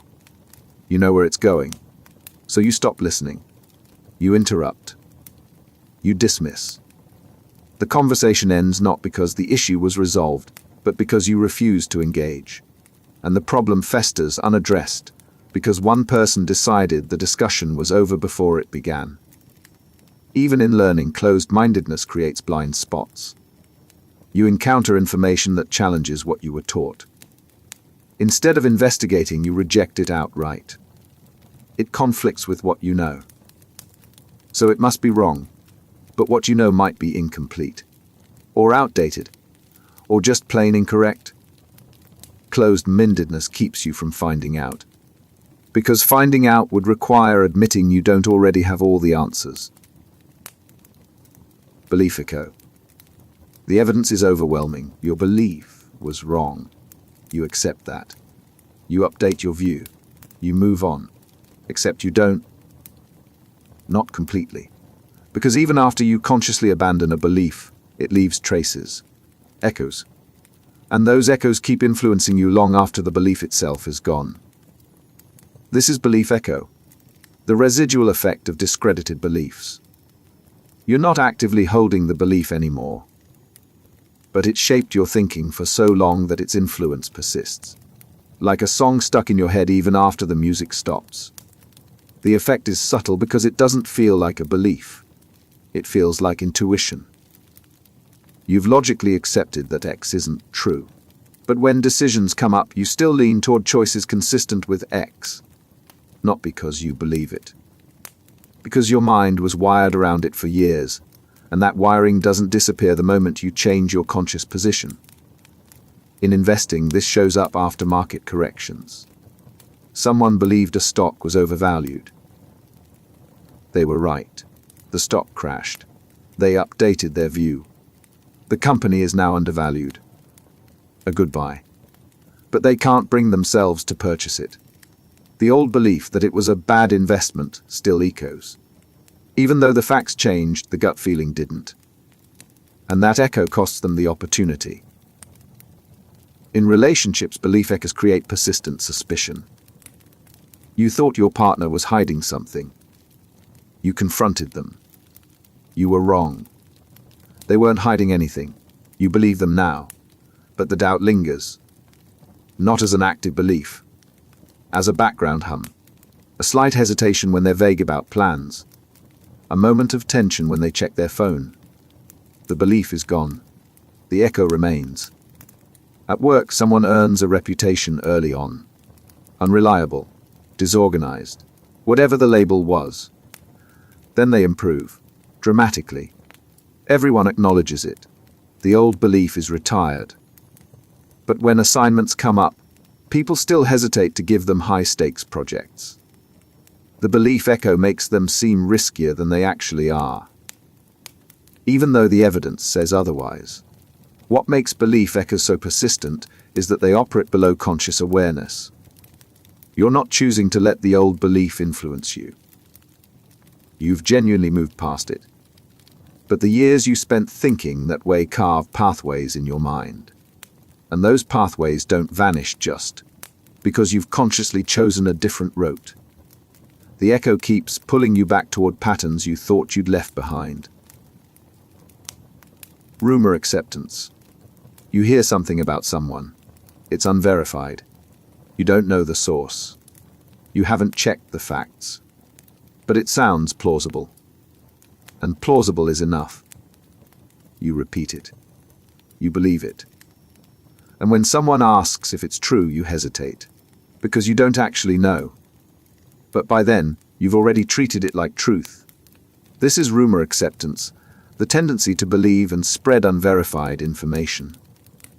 It's not gullibility. It's the brain's preference for narrative over verification. And that preference makes rumors spread faster than facts. Rumors thrive on ambiguity. When information is incomplete, people fill the gaps with speculation. And speculation, repeated enough times, starts to feel like knowledge. Someone heard something from someone who heard something. By the third retelling, it's no longer a rumor. It's just something everyone knows. In workplaces, rumors create false realities. Layoffs are coming. Someone heard it from someone in leadership.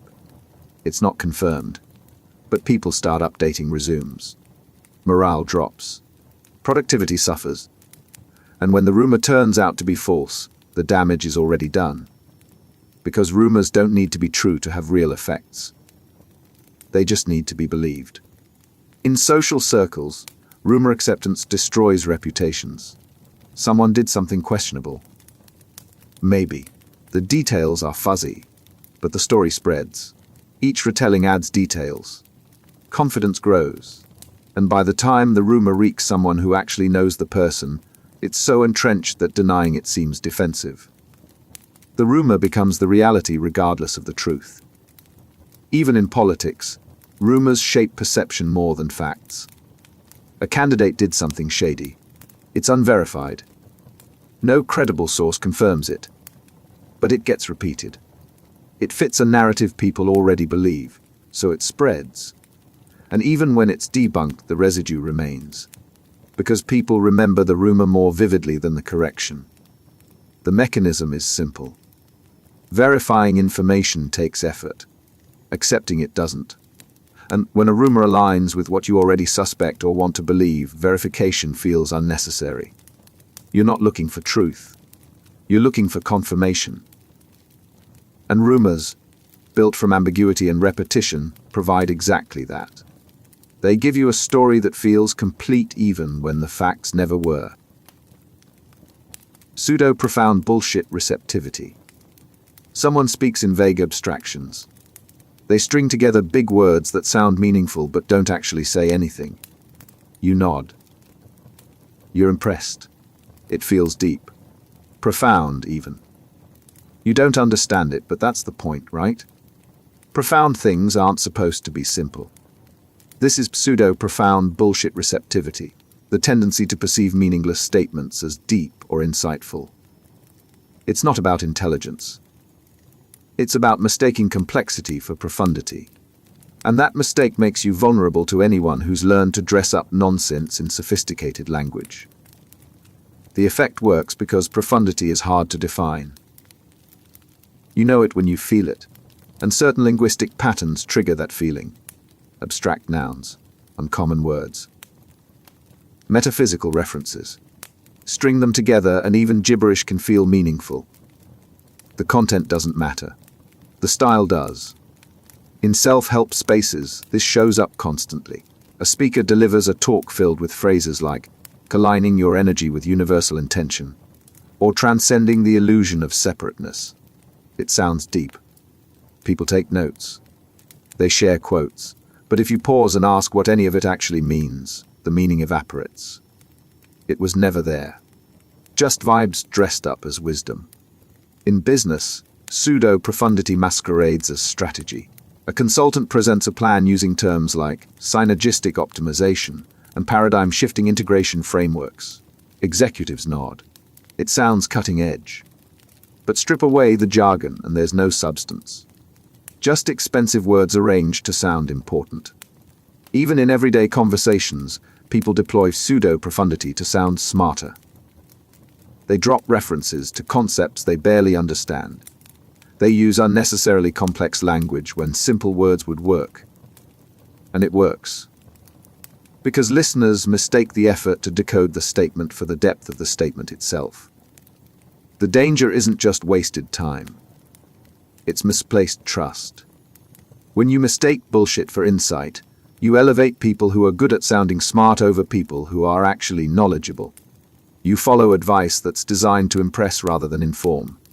And you end up building decisions on foundations that were never solid to begin with. Just convincingly worded. Charismatic authority influence. Two people say the same thing, word for word. One is charismatic, confident, compelling. The other is not. You believe the charismatic one. You dismiss the other. The content didn't change. The delivery did. And for your brain, delivery is everything. This is charismatic authority influence, the tendency to be persuaded by how someone speaks rather than what they're saying. It's not about truth. It's about presence. And presence, when it's strong enough, overrides critical thinking entirely. Charisma works because it signals confidence. And confidence signals competence. Your brain takes the shortcut. If they're this sure of themselves, they must know what they're talking about. Except confidence and competence aren't the same thing. Plenty of incompetent people are wildly confident. And plenty of competent people are uncertain. But your brain doesn't weigh that. It just follows the signal. In leadership, charismatic authority determines who gets followed. A leader with presence can sell a weak idea. A leader without it struggles to sell a strong one. The quality of the idea becomes secondary. What matters is how convincingly it's delivered. And teams end up pursuing strategies they wouldn't have chosen if the same plan came from someone less charismatic. In sales, charisma closes deals logic can't. A product has flaws. A competitor's version is better. But the charismatic salesperson makes you believe, not through facts. Through force of personality. They make you feel like you're making a smart choice. And that feeling overrides the data suggesting otherwise. Even in personal relationships, charismatic people shape beliefs. They tell a story. You believe it. Not because you verified it. Because they told it with such conviction that doubt feels impossible. Later, you find out the story was exaggerated or incomplete. But by then, the influence has already set in. What makes charismatic authority dangerous is how invisible it is. You think you're evaluating the message. You're actually evaluating the messenger. And when the messenger is magnetic, the message gets a free pass. You're not being persuaded by evidence. You're being persuaded by energy. And energy, no matter how compelling, isn't the same as truth. Cultic commitment. The group is clearly dysfunctional. The beliefs don't hold up under scrutiny. The leader's behavior is manipulative. Everyone outside sees it, but the members don't leave. They double down. They defend the group more fiercely. They cut off outsiders who question them. And when you ask why they stay, they can't give you a straight answer. They just know they belong. This is cultic commitment, an extreme form of group loyalty where members remain devoted despite evidence of harm or dysfunction. It's not stupidity. It's the result of psychological mechanisms that make leaving feel impossible even when staying is clearly destructive. The commitment builds gradually. You join a group. It meets a need. Community, purpose, identity. Over time, the group becomes central to your life. Your social circle narrows. Your beliefs align with the group's teachings. And slowly, your sense of self becomes inseparable from your membership. Leaving wouldn't just mean losing the group. It would mean losing who you are. The process is reinforced through isolation. The group discourages outside relationships. Outsiders don't understand. They're negative, toxic, threatened by what the group represents. So you pull away from them. And as your external connections weaken, the group becomes your entire world. Now you're not just emotionally invested. You're structurally trapped. Leaving means losing everyone and everything familiar. The group also weaponizes doubt. When you question something, it's reframed as a personal failing. You're not seeing clearly. You're being tested.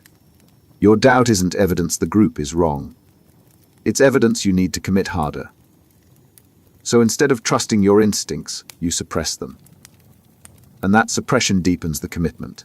Even when harm becomes undeniable, sunk cost keeps people in. You've given years. You've sacrificed relationships. You've invested money. Admitting the group was wrong means admitting all of that was wasted. And that admission is so painful that staying, even in dysfunction, feels easier than facing the loss. What makes cultic commitment so tragic is that it's not about belief. It's about identity and belonging. The group might be built on lies, but the connections feel real. The sense of purpose feels real. And when your entire reality is constructed inside that group, stepping outside of it doesn't feel like liberation.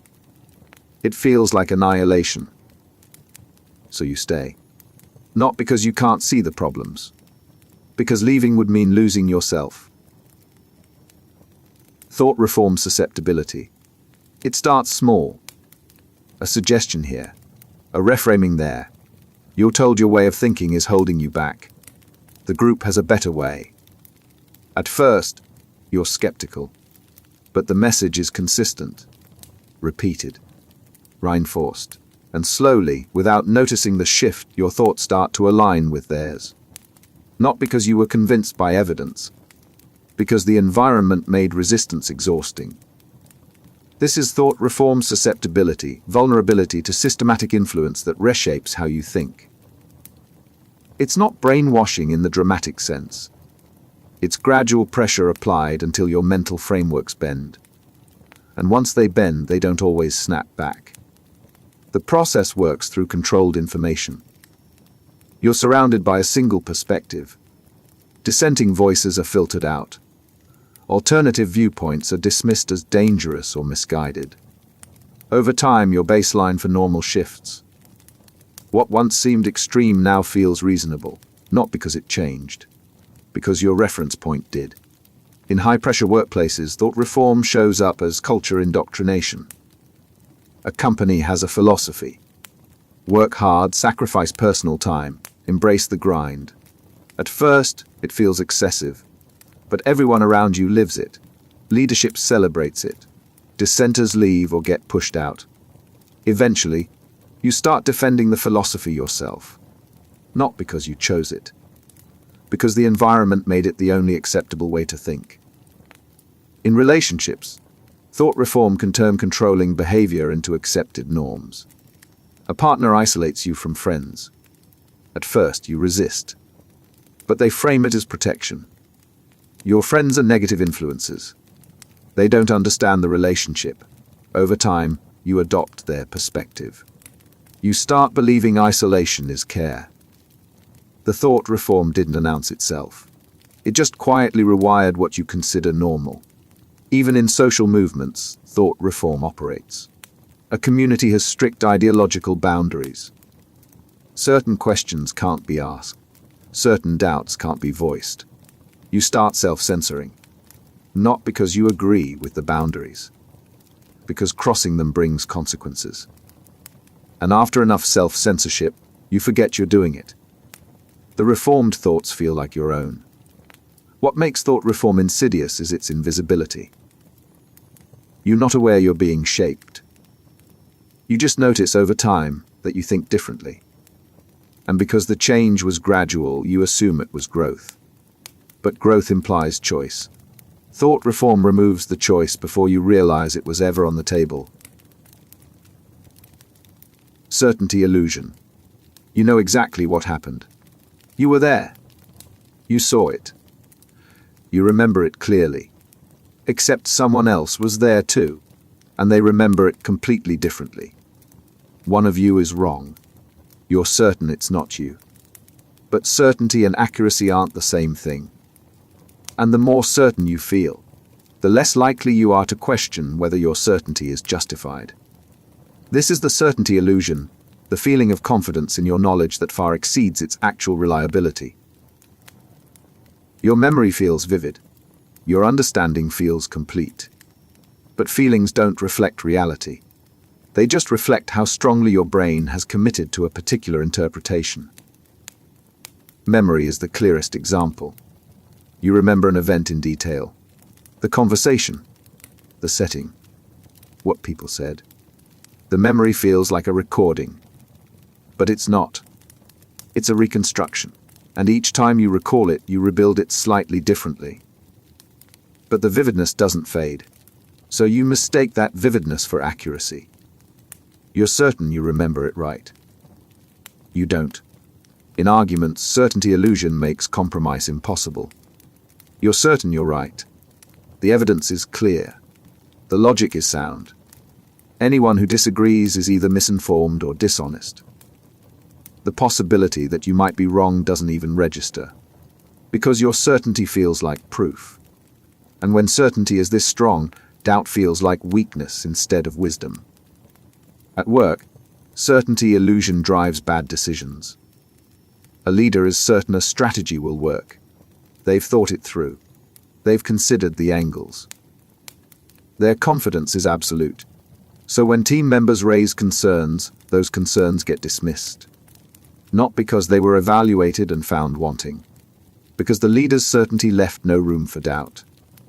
And when the strategy fails, the leader is shocked, because nothing in their internal experience suggested they could be wrong. Even in daily life, certainty shapes choices you can't afford to get wrong. You're certain you locked the door. You're certain you sent that email. You're certain you turned off the stove. The certainty is so strong you don't double-check. And sometimes you're right. But sometimes you're not. And the illusion of certainty is what keeps you from catching the error before it becomes a problem. The danger isn't just being wrong. It's being wrong with complete confidence, because that combination makes you unteachable. Evidence bounces off. Corrections get rejected. And you stay locked into inaccurate beliefs, not because you can't see the truth, but because your certainty makes the truth invisible. Epistemic vigilance failure. Someone tells you something, you accept it. You don't verify. You don't question. You don't consider the source's motives or expertise. You just absorb it and move on. Later, you repeat it as fact. and when someone asks where you heard it, you can't remember. But you're sure it's true, because if it wasn't, you wouldn't have believed it in the first place. This is epistemic vigilance failure, the breakdown of your mental defenses against unreliable information. You're supposed to evaluate claims, check sources, weigh credibility. But vigilance is exhausting, so your brain takes shortcuts, and those shortcuts let misinformation slip through. The mechanism is cognitive load. When you're tired, distracted, or overwhelmed, vigilance drops. You stop scrutinizing. You accept information at face value because questioning every claim takes energy you don't have. And in those low vigilance moments, bad information gets in. It plants itself in your memory alongside accurate information. And once it's there, you treat it the same. In news consumption, vigilance failure lets headlines become beliefs. You scroll past an article. You read the headline. You don't click through. You don't check the source. But the claim sticks. Days later, you're repeating it. Not because you verified it, because your brain registered it as information instead of treating it as a claim that needed evaluation. In conversations, vigilance failure makes you vulnerable to confident liars. Someone states something with authority. You don't know if it's true, but they seem sure. So you assume they've done the work. You accept the claim. Later, you find out it was false. But by then, you've repeated it to others. The failure to be vigilant didn't just affect you. It turned you into a vector for misinformation. Even with people you trust, vigilance matters. A friend shares something they heard. You trust them, so you don't question it. But they didn't verify it either. They heard it from someone else who didn't verify it. The chain of epistemic failures creates a false consensus. Everyone believes it. No one checked it. And vigilance failure is what allowed the belief to spread unchecked. What makes this dangerous is how normal it feels. You're not being careless. You're just functioning in a world with too much information and too little time. But the cost of that efficiency is accuracy. And the beliefs you hold without vigilance aren't necessarily the beliefs that reflect reality. They're just the beliefs that made it past your defenses when your defenses were down. Worldview defense. Someone challenges your understanding of how the world works. Not a small detail. A core assumption. The kind of belief that shapes everything else you think. You don't engage with the challenge. You reject it immediately. Because if that belief is wrong, then everything built on it collapses. And protecting yourself from that collapse matters more than finding out if the challenge was valid. This is worldview defense, the psychological drive to protect your fundamental beliefs about reality. It's not about a single opinion. It's about the framework that holds your entire understanding together. And when that framework is threatened, your brain treats it like a survival issue. The defense activates strongest when the challenge touches identity. You believe hard work leads to success. Someone presents data showing that outcomes are shaped more by circumstances than effort. Accepting that would mean rethinking your own achievements. Were you successful because you worked hard, or because you had advantages? The question is too destabilizing. So you reject the data, not because it's flawed, because accepting it would unravel the story you tell yourself about your life. In politics, worldview defense explains why facts don't change minds. You believe the system is fundamentally fair. Someone shows you evidence of systemic inequality. The evidence is solid, but accepting it would mean your worldview was wrong, that the world doesn't work the way you thought, that your understanding of fairness, merit, and justice needs rebuilding from the ground up. That's too much. So you find reasons to dismiss the evidence. The study was biased. The data was cherry-picked. The source has an agenda. The defense isn't about the evidence. It's about protecting the worldview. In relationships, worldview defense keeps people in dysfunction. You believe people are fundamentally good. A partner betrays you repeatedly. Each time you explain it away. They're going through something. They didn't mean it. They'll change. Accepting that they won't change would mean accepting that your belief about people was naive. And that acceptance would force you to rebuild how you see relationships, trust, and human nature. So you defend the worldview instead, and stay stuck. Even in personal identity, worldview defense limits growth. You see yourself as independent, self-sufficient. Someone points out that you've had help at every major turning point. Family support, lucky breaks, networks that open doors. Accepting that would mean revising your self-image. You're not the self-made person you thought you were. That revision is painful. So you defend the worldview. You downplay the help. You emphasize the work. Not because the help didn't matter, because admitting it mattered threatens who you think you are. Worldview defense doesn't protect truth. It protects comfort. And that comfort comes at the cost of accuracy. You stay locked into beliefs that don't match reality because changing them would mean admitting that your understanding of the world was incomplete. And for most people, incomplete feels unbearable. So they choose certainty over growth, and call it conviction. Doubt avoidance. You have a question, a small uncertainty. Something doesn't quite add up, but instead of investigating, you let it go. You move on. You tell yourself it's not important, or that someone else has probably figured it out, or that questioning it would take too much energy. So the doubt fades. Not because it was resolved, because you chose not to engage with it.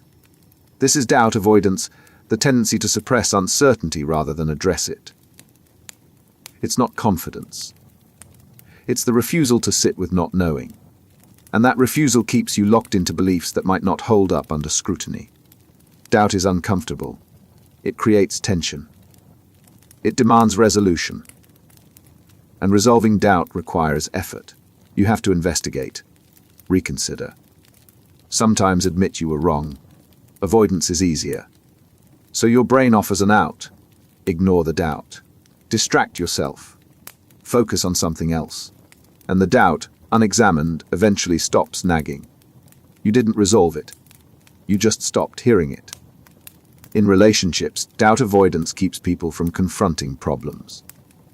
Something feels off. You don't know what. Instead of asking, you avoid the conversation. You tell yourself you're overreacting, or that bringing it up will cause a fight. So you suppress the doubt, but the doubt was information. And by avoiding it, you miss the chance to address the issue before it grows. At work, doubt avoidance leads to preventable failures. A plan has flaws. You see them, but everyone else seems confident. So you doubt your doubt. You tell yourself you must be missing something. You stay quiet. The plan moves forward. The flaws become failures. And later, you realize you weren't the only one who had doubts. Others saw the problems too. But everyone avoided voicing them. And avoidance, compounded across the team, let a bad decision proceed unchallenged. Even in beliefs, doubt avoidance keeps you from updating. You hold a position. Evidence emerges that challenges it. The evidence creates doubt. But instead of engaging with the doubt, you avoid it. You don't read the article. You don't think through the implications. You just move on. And the belief stays intact. Not because it survives scrutiny, because you never allowed the scrutiny to happen. What makes doubt avoidance dangerous is that it feels like resolution. The doubt stops bothering you. So you assume it's settled. But unexamined doubt isn't resolved doubt. It's just suppressed doubt. And suppressed doubt doesn't disappear. It sits there, quietly undermining the foundation of beliefs you think are solid. Until one day, something forces you to confront it. And by then, the cost of avoidance is much higher than it would have been if you just sat with the discomfort and asked the question when it first appeared. Belief-dependent realism. You see what's there. That's how perception works, right? You observe reality, and reality is what it is. Except it's not. What you see depends on what you already believe. Two people look at the same situation and perceive completely different realities. Not because one is lying, because their beliefs are shaping what registers as real. This is belief-dependent realism, the phenomenon where your beliefs determine your perception of reality itself. You don't see the world and then form beliefs. You hold beliefs and then see a world that confirms them. And that confirmation isn't deliberate. It's automatic. Your brain filters reality through the lens of what you already think is true. The effect is strongest in ambiguous situations. You believe someone is untrustworthy. You watch them interact with others. Every hesitation looks like deception. Every confident statement looks like manipulation. Someone else who believes the person is honest watches the same interaction. They see transparency and assertiveness. Same person. Same behavior. Different realities. Because belief shaped perception before perception had a chance to inform belief. In workplaces, belief-dependent realism creates parallel interpretations of the same events. A manager believes an employee is lazy. The employee works late. The manager sees it as damage control, covering for poor performance earlier. A manager who believes the employee is dedicated sees the same late night as commitment. The behavior is identical. The reality each manager perceives is not. In relationships, this pattern fractures shared understanding. You believe your partner is pulling away. You interpret their quiet evening as withdrawal. They believe everything is fine. They interpret the same quiet evening as comfortable companionship. You're living in the same space, experiencing the same moments, but inhabiting completely different emotional realities. And neither of you is lying. You're both perceiving accurately based on the beliefs you brought into the situation. Even in politics, belief-dependent realism makes consensus impossible. Supporters of a policy see evidence of success. Opponents see evidence of failure. The data is the same. But belief determines which numbers matter, which trends are significant, which outcomes are relevant. They're not disagreeing about conclusions. They're perceiving different realities from the same set of facts. The danger isn't just disagreement. It's the erosion of shared reality. When beliefs determine what you perceive, and everyone holds different beliefs, everyone lives in a different world. You can't resolve conflicts by pointing to what's real. Because what's real for you isn't real for them. And what's real for them isn't real for you.